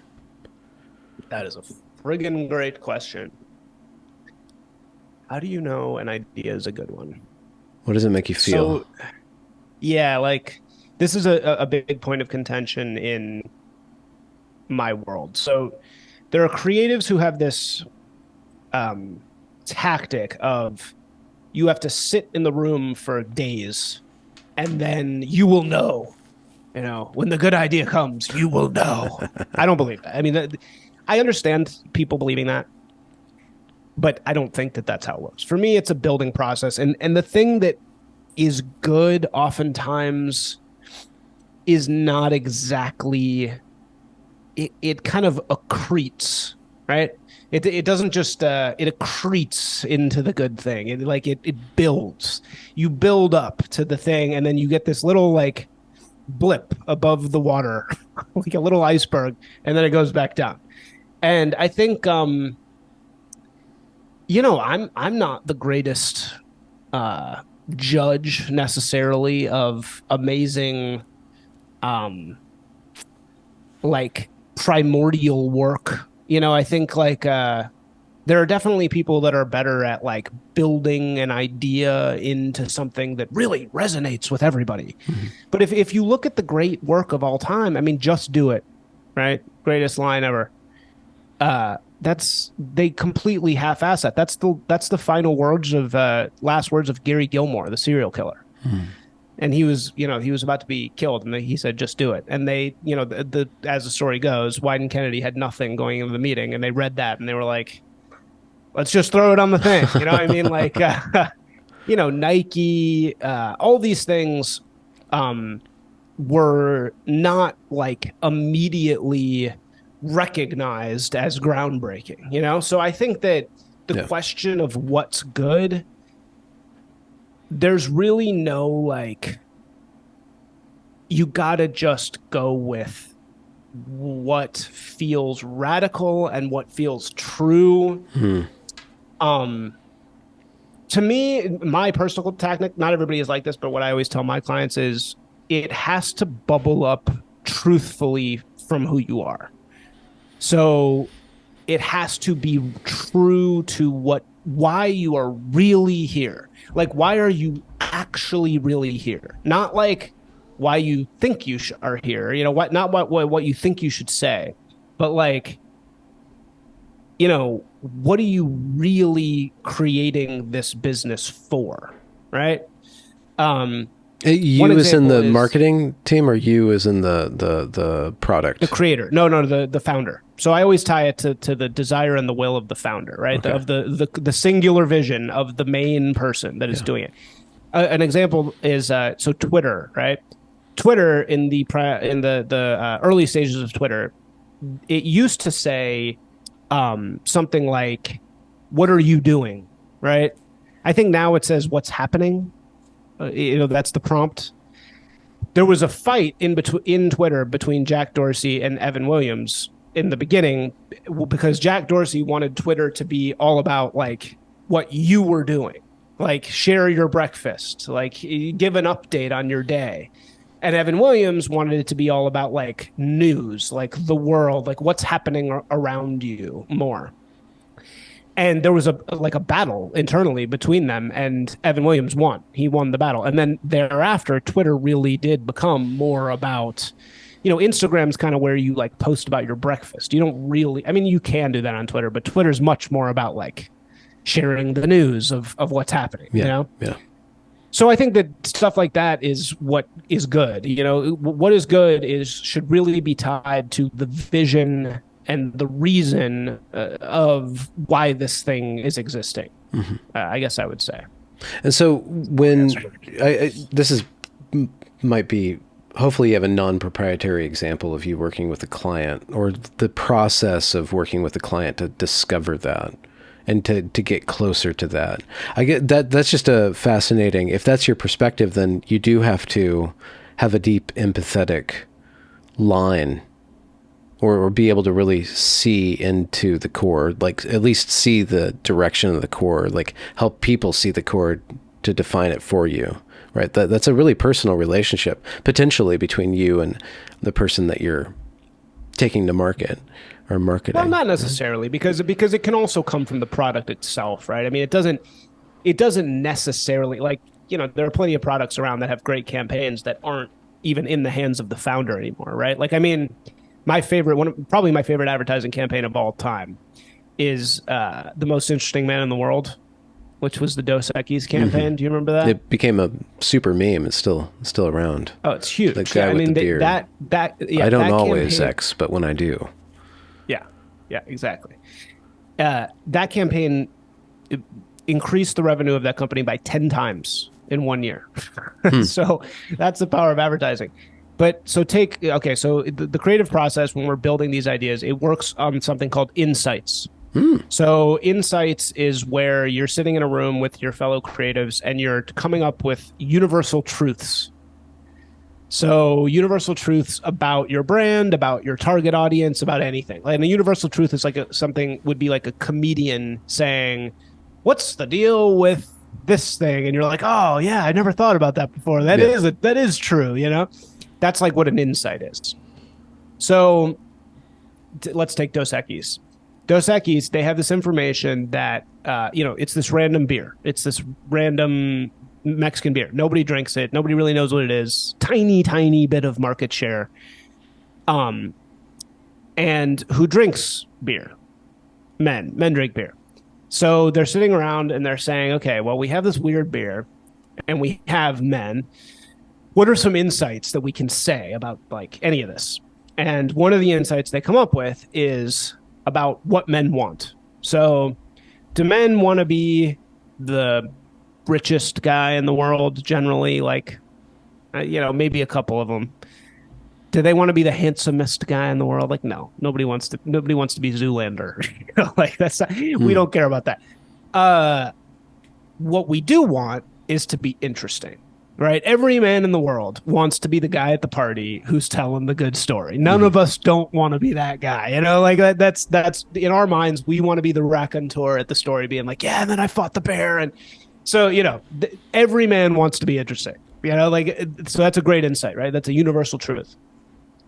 So they say, all right, well, how do we do a campaign on this? We say drinking Dos Equis, this weird beer, will make you interesting. That's the strategy of the whole campaign. It's a great insight, right? And it's true because it's like if you're drinking a weird beer that nobody else drinks, it's kind of this weird esoteric thing that does kind of make you interesting, right? I mean, it does it's a talking point. And then it becomes, okay, well, you can't just go into a thing and say Dos Equis is interesting, right? That can't be your line. You have to dress it up. So that's called the concept. The concept is the clothes that you put on your insight and your strategy in order to like communicate it. So they dress it up by creating the most interesting man in the world, right? And the most interesting man in the world, what does he drink? Of course, he drinks Dos Equis. Yeah, nothing else. So that's how you build a campaign. And I again, it doesn't necessarily have to be like that has nothing to do with the founder of Dos Equis, right? It's just about the product. Yeah. I wonder if there's a way to go back to what we were discussing about bringing truth to market. How do you, I guess, with based advertising, you're looking for, or I guess you're pitching yourself to certain type of company, like you were saying with the real ingredients, or like these different companies that are coming out and they're kind of making a statement somehow inherently with their product. And then what are you adding to that? Or how do you know when it's, how do you do the opposite of what the Longhouse is doing aesthetically, and not the opposite in a reactionary point, but. So what we did for Hestia was Hestia is a very edgy cigarette brand, first cigarette brand in 15 years approved by the FDA. And, so I tend to believe that, as I said, Just Do It came from the last words of a serial killer. Like perfume, all great lines kind of come from something like dark. Not all, but a lot of them have like a dark core. Yeah. And like something bad at their center. So cigarettes, we noticed that a lot of people, like hot girls, were smoking the cigarettes, right? And we know that people smoke instead of eat. So we found, there's a line in like the anorexia community, and I'm not saying this is good at all. I'm not supporting this, but it just exists, which is nothing tastes as good as skinny feels, right? Which is just like, Yeah. So, yeah. In being ultra edgy for Hestia, because the whole goal is to be ultra edgy, because also you can't advertise, right? So you have to be edgy because you have to have your memes go viral on their own, because you can't do paid advertising as a cigarette brand. Yeah. So the line we came up with was tastes as good as skinny feels. Mm-hmm. And that was, and you married that. What was the concept? How did you marry that to the product. To the brand? Yeah. Well, it's easy. You know, it's beautiful people smoking cigarettes. That's all you need, you Huh. know? Yeah. And because cigarettes are cool, you know, no matter what, cigarettes are always going to be edgy and cool, no They matter what taste they good. try and do. Yeah. Yeah, they're They're great. Cigarettes dangerous. are awesome. Anyway, so just as I think that the Delicious Tacos also had a funny tweet about that. Like, why doesn't there just be why can't there be a beer ad that just says like get wasted? You know, like why can't there be a beer ad that says this gets you really drunk? Like Yeah. get drunk. You know, like why Yeah. doesn't that exist? We can say that. There's nothing stopping us from saying go get really drunk. But of course, like this goes back to this dissonance. What does every beer ad say? Don't drink too much. Drink responsibly, which they don't want you to drink responsibly. They want you to fucking drink 25 of these things, you Yeah. know, but they're lying for some weird reason. Why are they doing this? So I think what base marketing is returning the truth. You know, if you're a cigarette brand, stop pretending like you don't want people to skip meals and smoke your cigarettes. You do want them to do that. So, you know, if you're a beer brand, stop pretending like you don't want people to get trashed on your beer. You do want them to get trashed on your beer, you know, like don't lie about it. So I think that's what based marketing is. It's like returning the soul and the truth to what Yeah. you're saying. Well, there's also an issue of liability. This is just what I'm thinking. If like all of the, if Corona came out and said, get crunk, you know, or whatever. And then somebody does that, somebody's going to sue. So I guess the longhouse wins because it has risk aversion in its core, right? It doesn't want to be the cult of safetyism, right? Yeah. That's what Lomez called it, the cult of safetyism. But that's bullshit because, and you know how you know it's bullshit? Because when it comes to far ultra left crazy ideas, they're completely fine with it. They're totally fine with inciting riots. Mm-hmm. You know, riots are dangerous, very dangerous. Many people die in them. So the excuse, oh, but we might get sued, they don't really mean that. They're saying that because they're obsessed with the cult of safetyism. Mm-hmm. But as soon as it suits their political purpose to do something dangerous, they are 100% willing to throw that all out the window, you know? So why did you start the carousel? As not just as a writing project, but as an interviewing project. What sparked that? Well, so that actually, all right. So about a year ago, okay. So 2017, I had my first foray into the right wing, as like an outward right wing person. You know, that was after Trump. I voted for Trump. I got fired from an agency because I voted for Trump. And, why did you vote for Trump? Why? Yeah. It was the obvious choice. You know, I mean, it was just so obvious that, I mean, were you going to vote for Hillary Clinton? Well, no. No. Oh, no. No. But I just wonder because Trump it. is a marketer, right? First and foremost. Oh, I don't know. I mean, kind of. Like, he's really not a marketer. He's just a... You know, he's just, I don't know if he's a marketer, but that's not why I voted for him. I voted for him because I like him. I honestly, I like him. Like, I'm one of those people who just kind of likes the guy. Okay. I think he's funny. I think he's hilarious, you know, and I think he's, you know, he's a class defector. He defected from his class. He went against them. And I really love that. I love that he was like, you know what, like these people are trash and I'm going to tell you that. I'm going to tell you these people are horrible. And, you know, I really liked that. So, I mean, I was one of these Bernie to Trump. You know, yeah, I was Bernie. Yeah, like I might have been like that too, but I don't discuss politics on my channel. Yeah.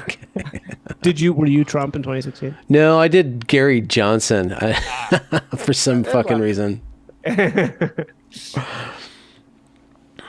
So I start anyway. So 2016, I got fired from this very promising senior copywriter job at a big agency, and I believe, it was pretty obvious that it was because I voted for Trump. So after that, I got hired by Curtis Yarvin to do some marketing or like branding for Urbit. So that was my first like foray into right wing anything, and not that Urbit is right wing anymore, but you know, Curtis obviously is. So, at that time, I had some successful articles, not as, you know, I'd written for Vice. I wrote for LA Weekly for a long time. So I've always been a writer. And I got hired by Medium then to like just do some kind of like travel writing type stuff. And I had a couple big articles. And I reached a certain like watermark, and then I got scared. I freaked out. I was like, no, I don't want to get pigeonholed as, I don't want to get canceled. I don't want to not have a job. And so I deleted everything. I deleted my Twitter. I deleted like all the controversial articles I'd published that were like had a lot of hits and stuff on Medium. And I went just full bore into the mainstream marketing world, and I just kept my mouth shut basically for, 4 years. Mm. And yeah, like 5 years. And then to make a long story really short, lots of ups and downs. I basically a year ago, just over a year ago, like last June, I once and for all, or maybe April, I once and for all decided I'm going on my own. I'm gonna come out. I'm coming out. Like I'm coming out as fully right wing. Like I'm not gonna pretend anymore. I'm not gonna ever lie. I'm not gonna like try and hide the truth. Like I'm just gonna straight up just tell people. I'm gonna say like this is who I am. You don't want to hire me, don't hire me.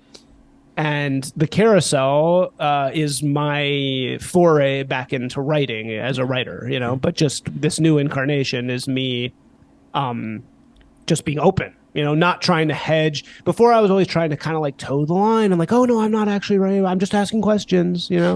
But now I'm like just straight up being honest. And the Carousel podcast was honestly, Delicious Tacos gave me the idea. He was like, dude, like just publish a podcast every week. It'll just keep a slow blip of content coming out. Mm-hmm. And that's really all it is. It's a good biz dev tool. It helps bring people in for Will. I get to meet great people. I don't think I'm not like you. Like you are a fantastically good, like A+ podcaster. Like for me, the writing for me is my number one, and the podcasting is just kind of like, well, it's like meat for the animals. Feed the animals. But what you're doing is you're creating an archive of snapshots into people that are connected, like loosely connected around this kind of dissidence, whatever the sphere is. Yeah. So you're investigating that, I'm wondering, like, what do you see? What are the patterns? What is the character of this community, if it is a community, or this loose association of thinkers, writers, dissidents, weirdos, rebels? It's kind of weird alliance. What are you seeing there, and why are you attracted? Do you feel at home there, and why? Oh yeah, dude. Oh my God. I feel like I searched for so long in my life to like find my people. It took me 35 years. Yeah, I mean, literally, it took me 35 friggin' years of constant striving and being disappointed and feeling uncomfortable. But then, I've always been very lucky in making friends. It's very easy for me to make friends. I've always had a shit ton of friends. That's like one thing I got really lucky in life. But most of them I didn't like. Like I don't mean to say I didn't like. Most of them I just didn't really connect with, right? I mean, we were always like kind of missing this thing, right? And when I just went full, like, when I went full into this, it was like, oh man, like this is it. Like I figured it out. I figured out like who my people are. And now, man, it just feels so good. It feels so good to have just really found the people and found the purpose. And like, I love our guys. I love the people in our scene. They're so cool. They're so smart. They're like really successful people, really, really smart, like quality people. Every now and then, you get somebody who you're like, oh, okay. Like you belong on the internet. Like you probably you shouldn't necessarily like meet in public. But I would say for the most part, I'm incredibly impressed. I meet our guys. They went to crazy schools. They've read every book. They're like freaks. They're like freaks. They're truly like, I'm not superior, but they're very talented, very, extraordinary people, I think, for the most part, who have found us here. And it almost seems fake. It's like sometimes I'm like, man, am I just like, is everybody in the FBI that I'm talking to? Because it just seems like so perfect. Like, it's just weird that there are so many other people that feel the same way. Yeah. What is is there is there a similarity? Is there a direction or a side, or not in a necessarily like a tribal narrow fighting sense, but because I'm really curious about the dissidents, because there's a lot of energy. I just feel like this energy. I feel this spark going on. I feel Yeah. like Oh I feel yeah. this refreshing vibe. But I'm always kind of looking like, what do you guys want? What are you looking for? What are you aiming at? What is the is there kind of a unifying kind of thing, or is it just happenstance? You guys are all outside smoking on the back porch of the longhouse. Is that what I'm feeling here? Like, what's the goal of all this? You mean? Is there? Yeah. Is there emergent something? Lomez is doing The something with goal is the his destruction of passage. globo homo. That's Okay. the goal. Okay. And globo homo, I mean global homogeneity. You know, like as I said in the Vanity Fair piece that covered me, and I was actually hanging out with James Pogue last night. I don't care if somebody has sex with dudes. I mean, like I don't really care. Like I don't think you should do that. I think it's, not good. It's not like healthy for you to do, but it's like if you want to do it, I've plenty, if you want to be gay, I don't care. Like that's not what I mean by globo homo. I mean globo homo as in this enemy that we know we have. We know it's there. We know, trying to say that it's not real is fake. And we know that the powers that be, the power, the halls of power have been taken over by this disease. And I think you see it. You see the results of the disease. And I think that our purpose is to destroy that thing. And I think that the way that we're destroying it is by creating a counterculture. I mean, that's what we're doing. We're creating an alternative culture, and we're creating an alternative culture where men mostly can come and not have to participate in slavery. And so that's I think what we're building. What about the so there's this Overton window, and like you guys are dilating it, maybe, or you're just operating outside of it, and the hope is that you'll get enough Dilate. good Yeah. gravity to create like kind of its own thing. But there's like I don't know, I want to beat around the bush, but like the social issues that Globo Homo pretends to represent, like they're going to end sexism, end racism. I don't know if they care about classism, or they can on paper, but they kind No, of they give don't. They overtures to it. sacrifice that. They don't care about classism. Yeah. They can't care about classism because that would destroy their balkanization, right? Yeah. How does a group like this regulate its behaviors? How does it forestall, I don't know, Us. Patriot Front wannabes? Yeah. You mean how do they fight us, or how do they fight just normal? No, how does your us like regulate itself, like keep itself in Well, check? you already asked that question, which was like, how do you not become the thing you're? What principles do you have inside? Yeah, what that are make those it principles? Yeah. right, that you don't become the thing that you hate, right? That's the God. And that's the hardest thing. I mean, that's the outsider coming in. Look at every artistic movement ever. They all get hollowed out. They all get purchased. They all get turned into a product and sold back, right? So how does that not happen? Like how do we not? This is we all joke about this. Like, how do we not? Take the based class from Harvard that and then buy your based magnesium pills from like how do we make it so that doesn't happen? Oh man, I wish there was a clear answer to that, because I think that in this shorter term battle against this particular breed of communists, or whatever you want to call them, we will win this one. And we'll win it because everyone hates these people. I mean, they're selling something that is so abhorrent to like every normal person with eyes. So we will win this one.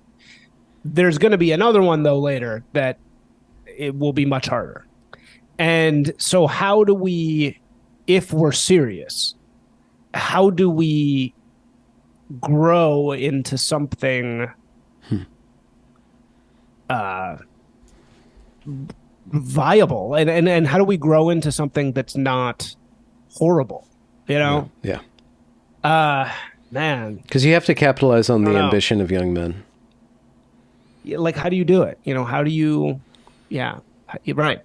How do you stay true? I mean, I think the people who did this the best, right, were the founding fathers of America. I mean, they were so completely committed to answering this exact question that Hmm. you're asking, right? I mean, that's essentially what their entire project was how do we outthink the tendency of rebels to become tyrants? Hmm. Like, how do we outthink that?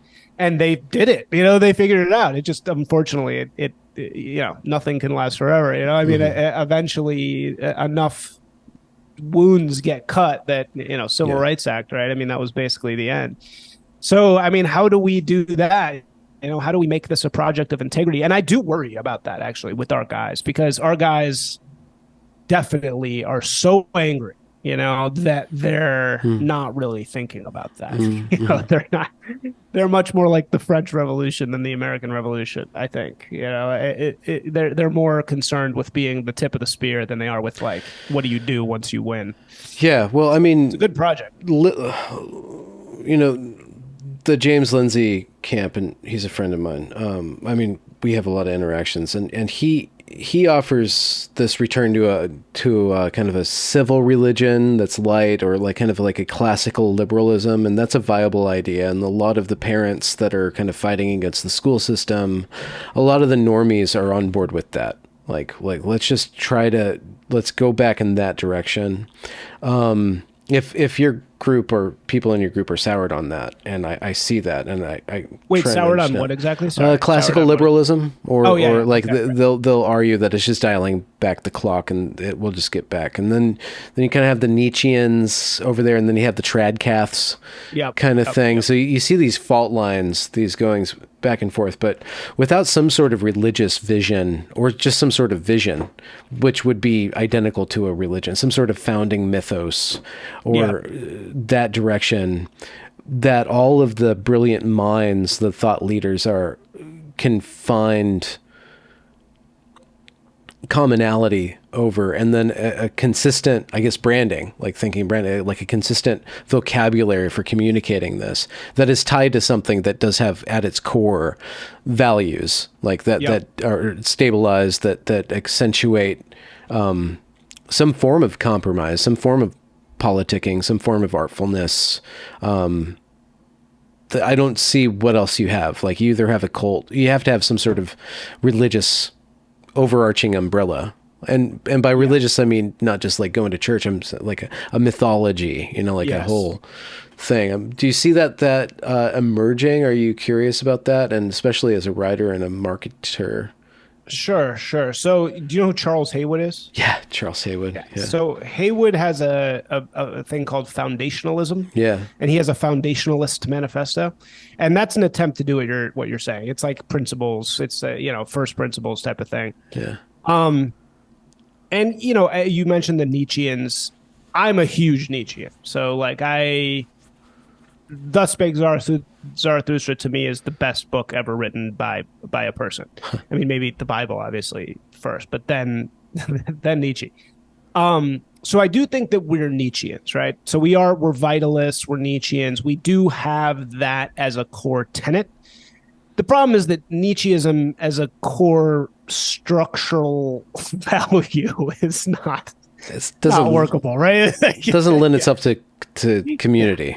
You can't, right? You can't. I mean, you can be at war all the time, or or like, how do you actually build your community, and what do you build it on? And I think, I mean, like, I'm gonna cheat and say, I'm gonna cheat and betray my people and say, like, I'm an American, like, so I will take the classical liberalism. I'll take that. I'll take that ticket, and I'll agree with you guys that that's where we should go. We should go back to the Constitution. It's not that hard. They did a great job. It worked really well. Again, we destroyed it with the Civil Rights Act, but we can go back. Like, if we can get rid of the Civil Rights Act, I still think we have a great system in place. And those guys did the work. Those guys all had read every single philosopher. They spoke 17 languages. none of us are doing that, you know. Mm, So like, I think we in that aspect, I will say return, you know, with a V is fine. Like, let's just go back to the Constitution. mm, I think that that can be a great core structure. And you know, I'm not a racist. I'm not an ethno state guy. no. I wouldn't want to live in the ethno state personally. So you know, like the guys who want the ethno state, but what does the Constitution say? Really, the ethno state guys, go make your ethno state. Yeah. You know, do it. Like I'm not, it shouldn't be illegal. You should be able to discriminate all friggin' day long. You know, that's what America is. Hmm. So I think the ethno state guys should be able to go make the ethno state. I don't want to be there, but you know. What are the emerging? What do you see in the future? Like, you know, there's a Gretzky quote I think about sometimes, and like trying to reconfigure what I'm doing with my channel. Gretzky, like Wayne Gretzky. Yeah, the hockey guys. Like, he doesn't go where the puck is; he goes where the puck's going to be. Oh yeah. And I feel like something in your domain, that's where the puck's going. So I'm wondering, like, since you're there, like, where is it heading? Like, what are the topics, or what's the interesting, that's a good question. like, what the questions that are being asked, or the conversations that are going to be had? Let me think about that for a second. What's coming up?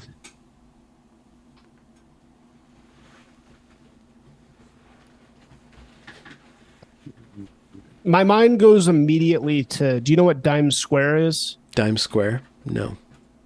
So Dime Square is this neighborhood of, it's a little movement happening in New York City. So you know Red Scare, obviously.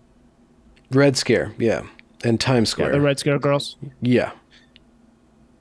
No, so Red Scare is the podcast with Anna Kachian and Dasha. So they are associated with this scene in Lower Manhattan in a place called Dime Square, where there's a playwright who writes these plays, and like everybody comes and kind of participates in the plays, and it's become this like very edgy literary scene. And our guys are very involved in it. So it's like, you know, edgy. It's Peter Thiel money. It's like it's kind of a literary like moment happening there. And I've been to a bunch of parties there and everything like that. I think that movement, I think that our like the music of our people, the you know the song of our people is writing. So I think we're writers first and foremost, like Lomez, Passage Press. I think that that's where we're like whittling away at writing. So we have BAP, we have Delicious Tacos, and I think that where things are headed is that's about to like explode.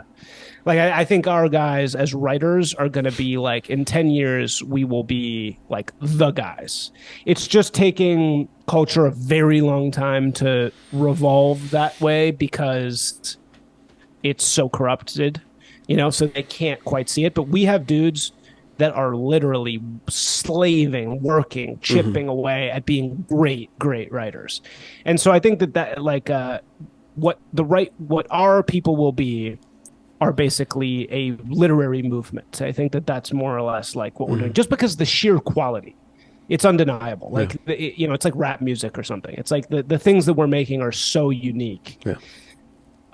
So I think that that's what will be known as, like in 10 years, this will all be remembered almost as a literature movement. It'll be like, that'll be what we're like, there's the check, like in history, it'll be like, there was a literary movement that arose in, you know, these places.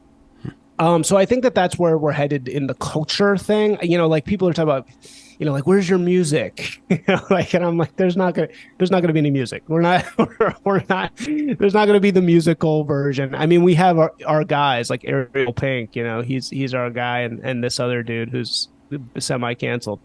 But, so I think that literature is going to be a big thing. You know, somebody was just tweeting, every copy of Welbeck's books is sold out in all of Brooklyn.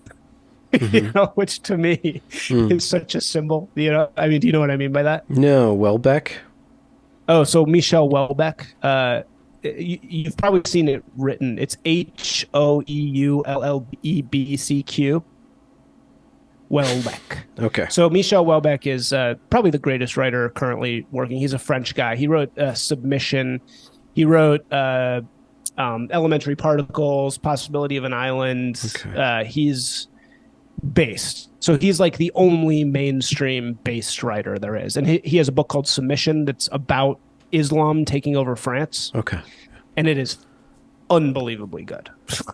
Because it's like he totally like called what's happening now in France. So the fact that Welbeck is sold out in Brooklyn that's like that's like the canary in the coal mine. Like it's coming, because like that means like, oh, okay, like culture is about to now understand like all of us. So I don't know. I mean, I that's hopeful. I hope that is what's happening in there. And in terms of other stuff, I don't know. What do you think's coming down the pike? I mean, the election. Right? Oh God. I wish people would. That's such a talk about kayfabe. It's such a distraction. Where are you at with the election? What's your Wait, the presidential election?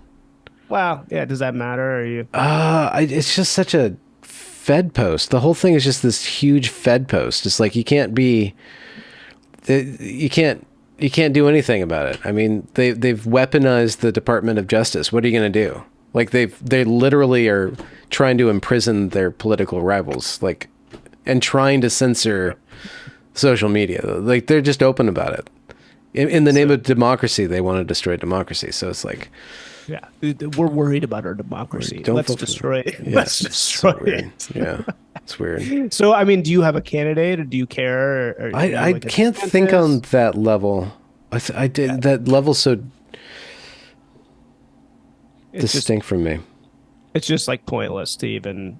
It's just like fake. Are you like one of these no anti-voting guys? Like you just no. I'm gonna vote for. I'll vote for the right wing. Whoever it is. Yeah. I will reveal that I do like DeSantis. Yeah.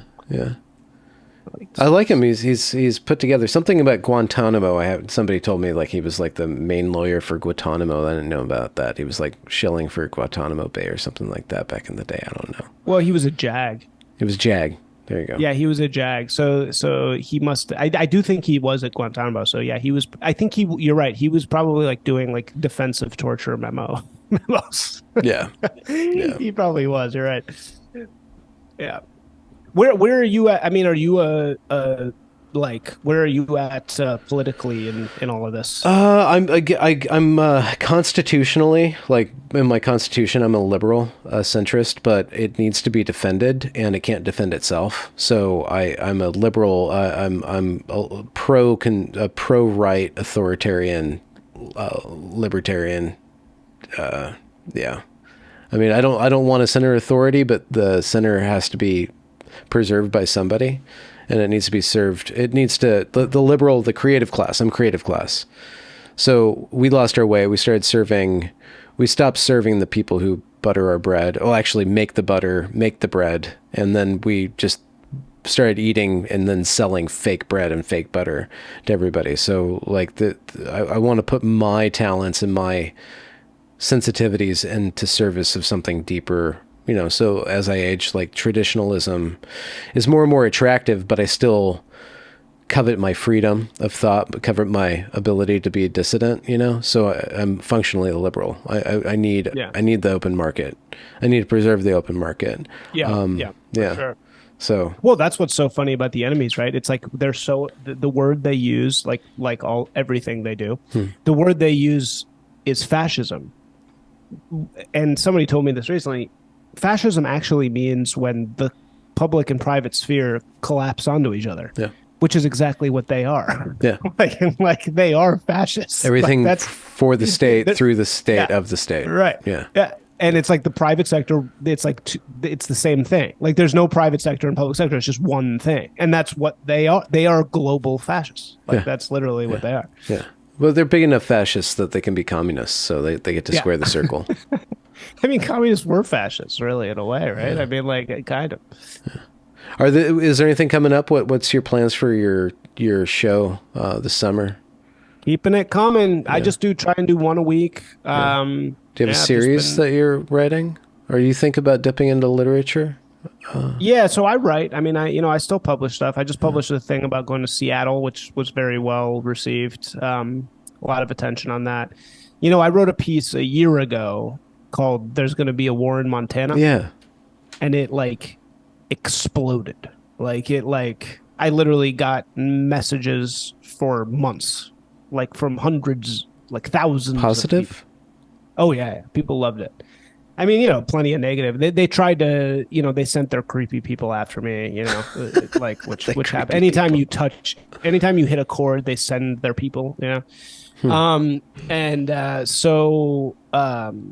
But that went crazy, literally, like absolutely insane. And so it got republished in a bunch of newspapers, and so that was huge. I mean, that was like I got a bunch of followers on Substack, and so like the fact that I can do that on a stupid Substack blog, I got to keep it. I have to keep the writing going. But really, I'm a travel writer. Like I'm a culture writer. Like Okay. that's like my heart. That's like really what I am. Like I'm an ad guy. People think of me as an ad guy, but really, like my true soul I'm basically like a gonzo travel writer. I mean, that's what I wrote for Vice. That's what I wrote for LA Weekly. And that's what I write given my own devices. Just, you can't make money on that. Well, You I was gotta, thinking if insofar as this is a literary movement, it's kind of like the Beats, and so you could be the Kerouac and do the On the Toad or maybe On the Right, your little madly viral first person hitchhiking through the froglands. on the toad, on the toad. And it's just Pepe. That's really good, man. Oh, damn. Well, now I know what I'm doing for the next year. Well, no, I remember like in one of the interviews that was just listening about you were saying something about hating subjective gonzo journalism, hating the first person insert No, I don't journalism. hate what do you mean? Were I you don't not? hate sub- Were you No, saying? no. You're saying that? I don't hate subjective journalism. I Okay. love subjective No. journalism. I'm a huge. That's like my whole. Okay. That's the only thing I read. It's the only thing I write. My favorite Orwell book is Down and Out. Down and Out Okay. in Paris and London. It's just totally him just telling the story of working at restaurants. That's my favorite shit. My number one guy is Bukowski. And so Bukowski is, just basically everything he writes is a roman clef. It's all first person subjective experience. That's Have you thought about building something for your corner? Doing something like that? Do like just a travel log of the dissident, right? yeah, no, I mean, I want to do that, and I've had interest in it, and it's just you got to make money, man. And Yeah. this is why I like. Fine. I would love to just spend the next year writing a book and traveling around, but Yeah. I have a kid. Yeah. I mean, I can't just. I'm a good creative. I'm a good advertising creative. I think I probably could do more as a writer. I think if I wrote all the time, I think if I really had balls, I would just do the thing where you publish a piece every day, right? The problem is it takes me forever. Like, other people can just write something great in a day. I have to chip and chip and chip and chip. It's like it takes me so long to write something that it's like I don't have the ability to just like write publish something that often. So, Yeah. Trade-offs. do you write? I wish I did, but it takes too long. I've written a number of novels that are all sitting there. Once I started YouTube, Really? my brain switched over to audio. What kind of Oral. novels? Postmodern epic. 7-book series starts at the beginning of time, ends at the end of time. Well, after the end of time, like the whole Good. thing.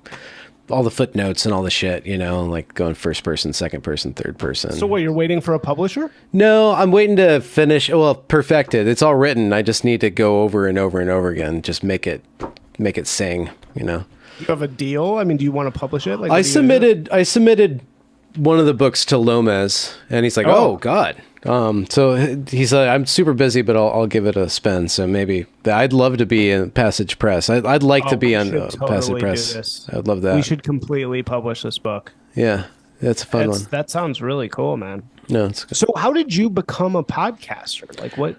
well, I was at the Evergreen State College. I don't know if you know the story, but they had a huge intersectional meltdown. Students took That over. was Brett Weinstein, in 2017, and I was there for the whole time. I was watching the whole thing happen, and then everybody was commenting on it. So I'm like, well, I'm going to tell you the facts on the ground, and I got all the FOIA requests, I got all the video that the students made of the protests, and then all the indoctrination stuff. So I made this documentary, like this 9-hour documentary that chronicles the entire happening and shows that the students were just acting out the teachers' whims. Basically, it was all a Maoist revolution that the college did to itself, right? We're going to save the world from racism. The students like, this is a racist college, let's burn it down, so they kind of got what they deserved. And then like I had attention, so what do? I started interviewing people, and then I just, just content.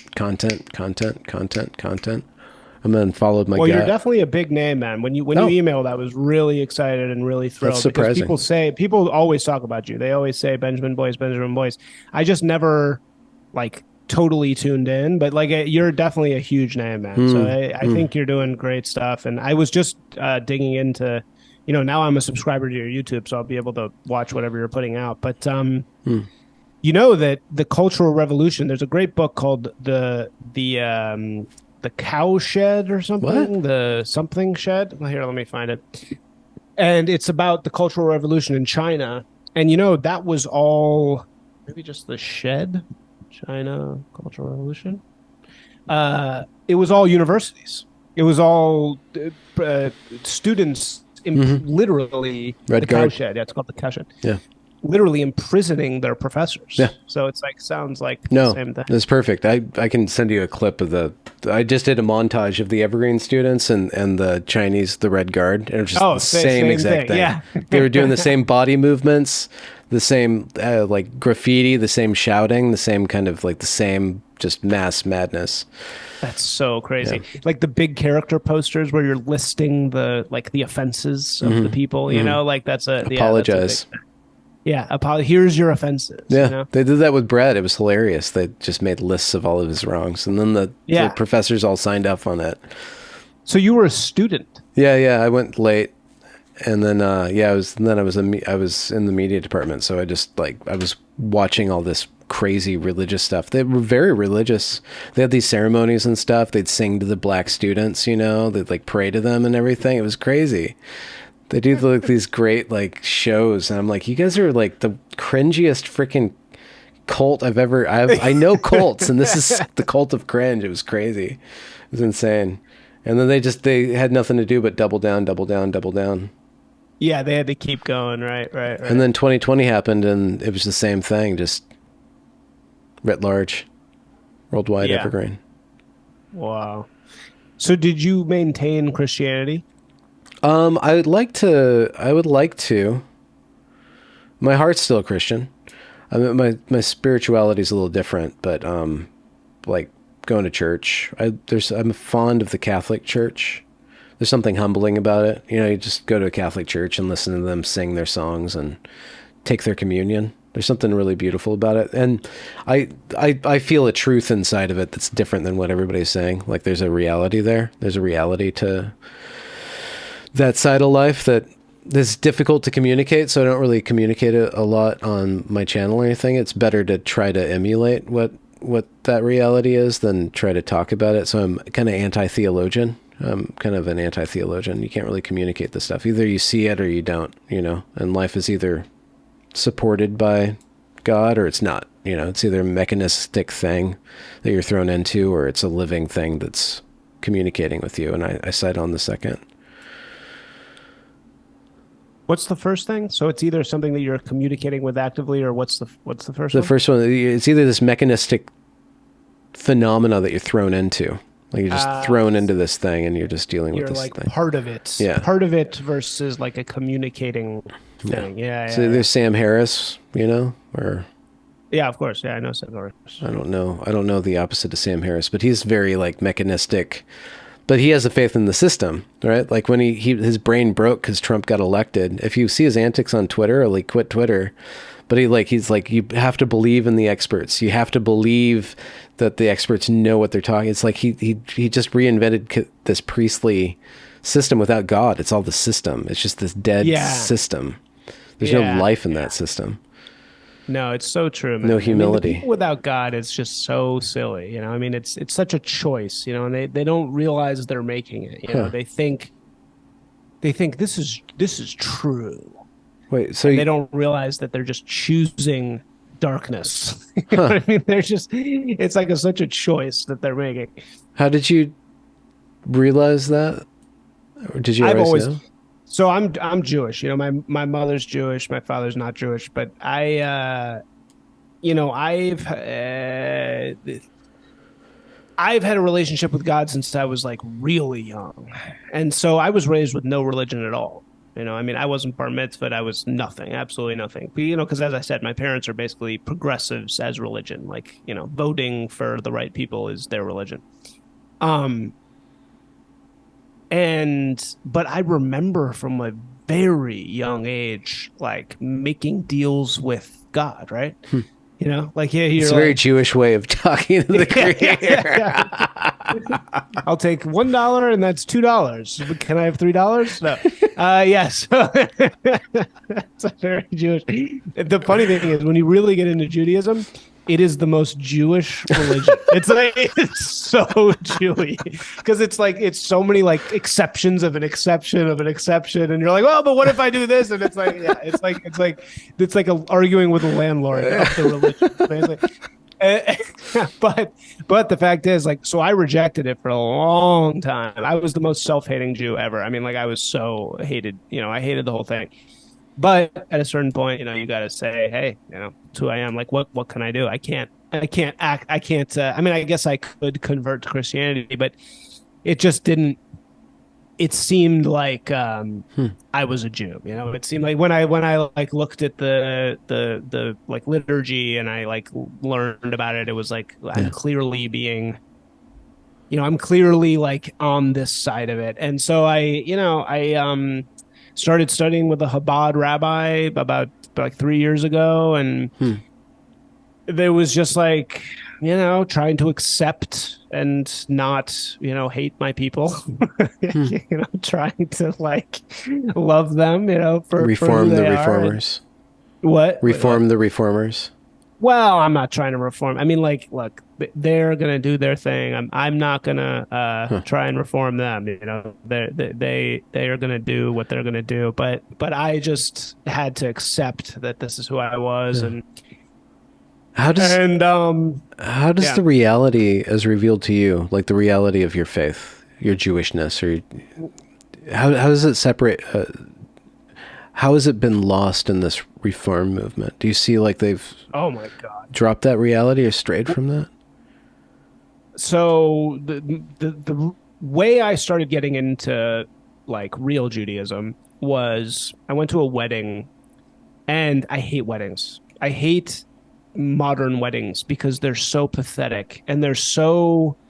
My cousin, for example, Jewish, uh, married a, you know, random Asian man, and they were married literally by a magician who was like pulling things out of the hat, and it was just a joke. It's like a joke. Like, this is not a marriage. This is like a joke. Like, this is a celebration. Like, this has nothing to do with any tradition.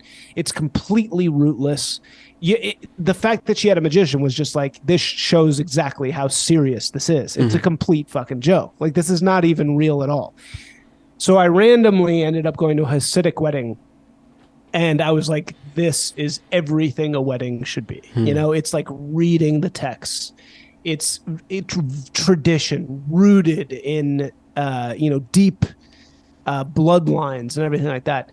Of course, funnily enough, that marriage, the Hasidic marriage, broke up like within 6 months after I went to it. But the marriage itself was like, I was like, wow, like that. This is what the point of this is. Like, this is a religious ceremony. Like, this is what we should be doing. And so that's when I started to like study and like talk to Hasidic people, and they say there is nothing more dangerous for the world than a Jewish soul without God. And I think that that's really true. Like, I think that Jewish people have a weird kind of role in the world, and Almost as if you're chosen. I'm not going to say that. I don't think the Jews are any more chosen than anybody else. Look, I'm not a Jewish supremacist. I don't think Jews are better than other people. I think they're, you know, plenty of problems, plenty of problems with the Jewish people. I just think that it's a tribe. It's a tribe like any other, and this particular tribe has a lot of weird characteristics. And I think that the Reform people are just, they're the worst of the worst, man. They're so lost. They're so completely amoral, and it's just like they're taking every bit of religion that is self-serving without sacrificing anything. It's like, I'm going to take the community. I'm going to take the protection. I'm going to take the feeling like I have a purpose in life. I'm going to take the the privilege of being with people that can help me get jobs, and I'm not going to sacrifice anything. I'm not going to do anything that I don't want to do, right? And this is the issue that I take with people like Barry Weiss. It's like, okay, you cannot be a proud lesbian Jew. It's just not. That's not fair. You're taking, it's like being a gay Christian. It's like, that's cheating. Like, you can't. You know what I mean? Like it's like being like, I'm a proud Christian adulterer. You know what I mean? It would be like that. It would be like being a proud Jewish adulterer. You know what I mean? It's like, you can't do that. You can't have it both ways. Like, sure, we sin. We all sin. We do the bad thing. But we have to be ashamed of the bad thing. We have to sacrifice the bad thing. We have to say, I shouldn't be doing this thing that I want to do. And it's better and it's more godly for me to not do that thing. Whereas Reform Jews, there are no limits. You know what I mean? And so in that way, they're the least godly people, because they're just taking without any sacrifice at all. How did you square yourself with that then? You're like, wait, I have to sacrifice in order for this to be real? Yeah. I think that's one of the hidden, like, if we're doing a marketing session for this right thing that you're a part of, like there's sacrifices in there, asceticism. Yeah, absolutely. There are definitely sacrifices. I think for me, I mean, and this is also a little bit of a hacky, cheating answer, but I think that the sacrifice for me, the biggest sacrifice, is the openness about the beliefs, right? Yeah, I mean, that's it. What do you mean? Well, you can't hide it under a bushel? Is that what you mean? Being open about my beliefs is deeply damaging to me, right? I mean, it's like very, it's a massive liability.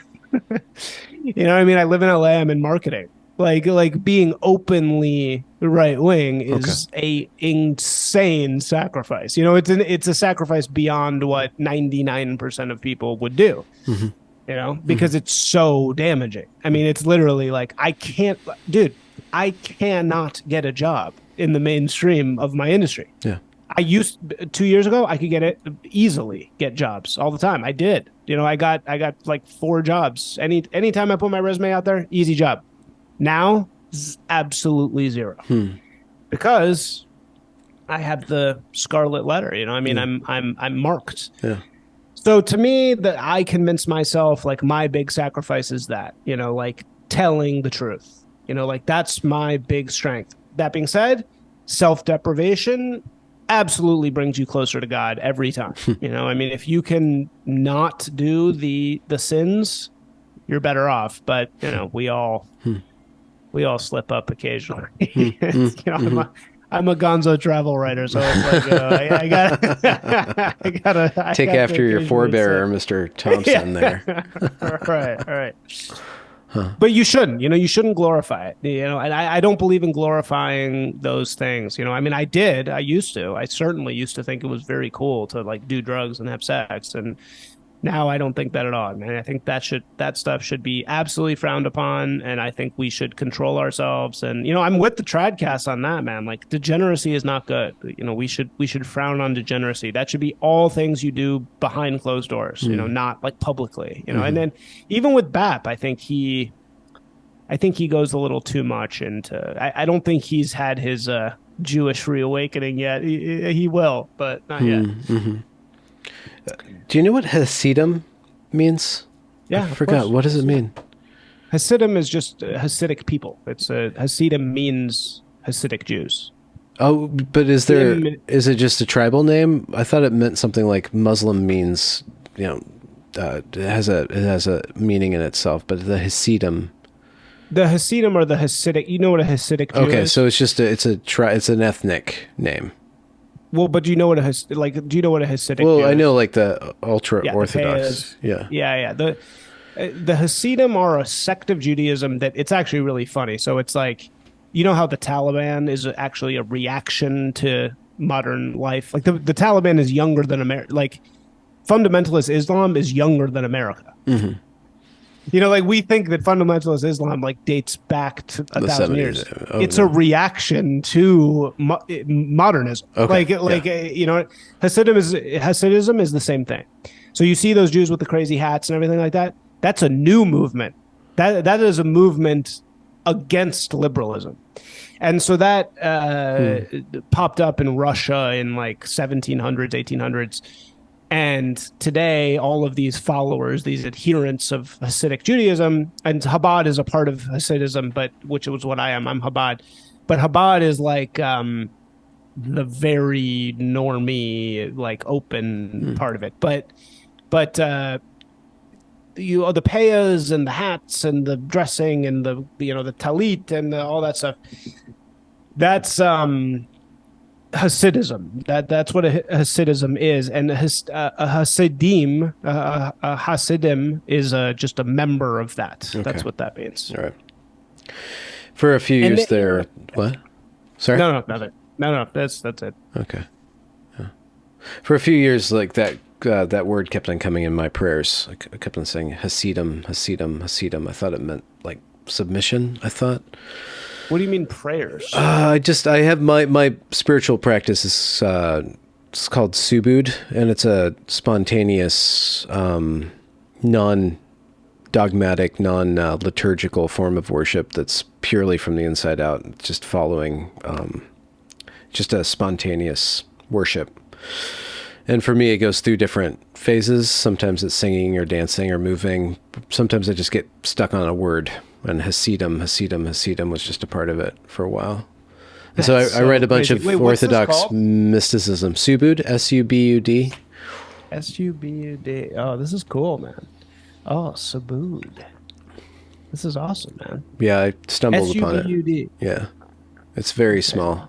It's very, it's non-dogmatic and non-evangelical. So not only do we not talk about it, but when it's time to talk about it, we don't know what to say. So either get it or not. That's crazy that Hasidim was part of that. Like for some reason you were being delivered like Hasidim. That's so funny. Like where did that come from? It was so weird. It was for a while, and then I did read a lot of the tales in Hasidim.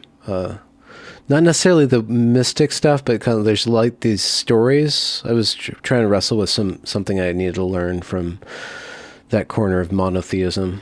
I'm a monotheist. I can't get away from that. I mean, the Hasids are basically esoteric Jews. So they believe in a lot of very dense, deep. So I've been studying the Tanya with my Hasidic rabbi, and the Tanya is basically Kabbalah. So it's like how do you translate really that? Mystical kind of. How do you use your mind to communicate to the spirit, or how do you train your mind to be a vessel for the spirit or attune to that through this ritual practice of study? Well, that's so studying Torah in this form of Judaism, and I mean, even the Reformed people would admit that this is true. in Judaism, the most absolute holy thing you can ever do is study Torah. So that's why Hasids, like you see the guys all bound up with all the crazy stuff, like the tefillin. Like I wrap tefillin. I actually, it's not here, but uh, it, the like 20% of all the citizens of Israel, for example, don't work because they believe that all you should be doing is studying Torah. And the most holy thing is studying Torah. So the true Hasids, they literally sit in a room and they study Torah all day. Okay. Like that's all they do. I one time, man, I walked in on one of these guys once in LA because we were going to a mikveh, which is like a bath, like a ritual bath, me and my like crazy ass Hasid friend. And we walked in on this dude who was like deep in prayer.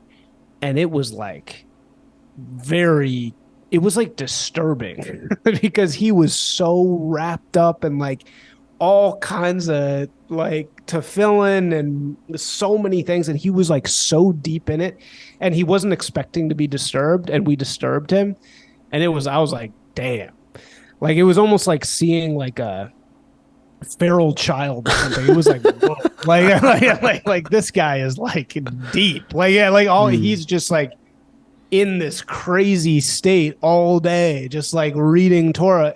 And they think that, you know, according to them, that is what you should be doing. Like you should literally abandon everything and just study Torah all day. Like that's what you should do. And so, Do you get some of that through your study? Like the yeah, vibe? no. So I mean, like I study Torah, but I study Torah, you know, an hour a week on Friday, you know. But it's like, you know, for me, like I think, yeah, I no, yeah, I don't study Torah all the time. I mean, I guess maybe I should more, but Yeah. I just using the mind to get close to God yeah. is an interesting. Well, it sounds like that's kind of what this is also. Sabud is similar, right? It's well, I mean, we only do it a couple times a week. I mean, any individual, but it's you release, you just quiet yourself and you receive and you follow. So it bypasses when done well, when you're on it, it bypasses the mind. Yeah, Pure vibe. that's pure vibes. Isaac, we went all over the place. Thanks Yeah, for man, joining this me. was great.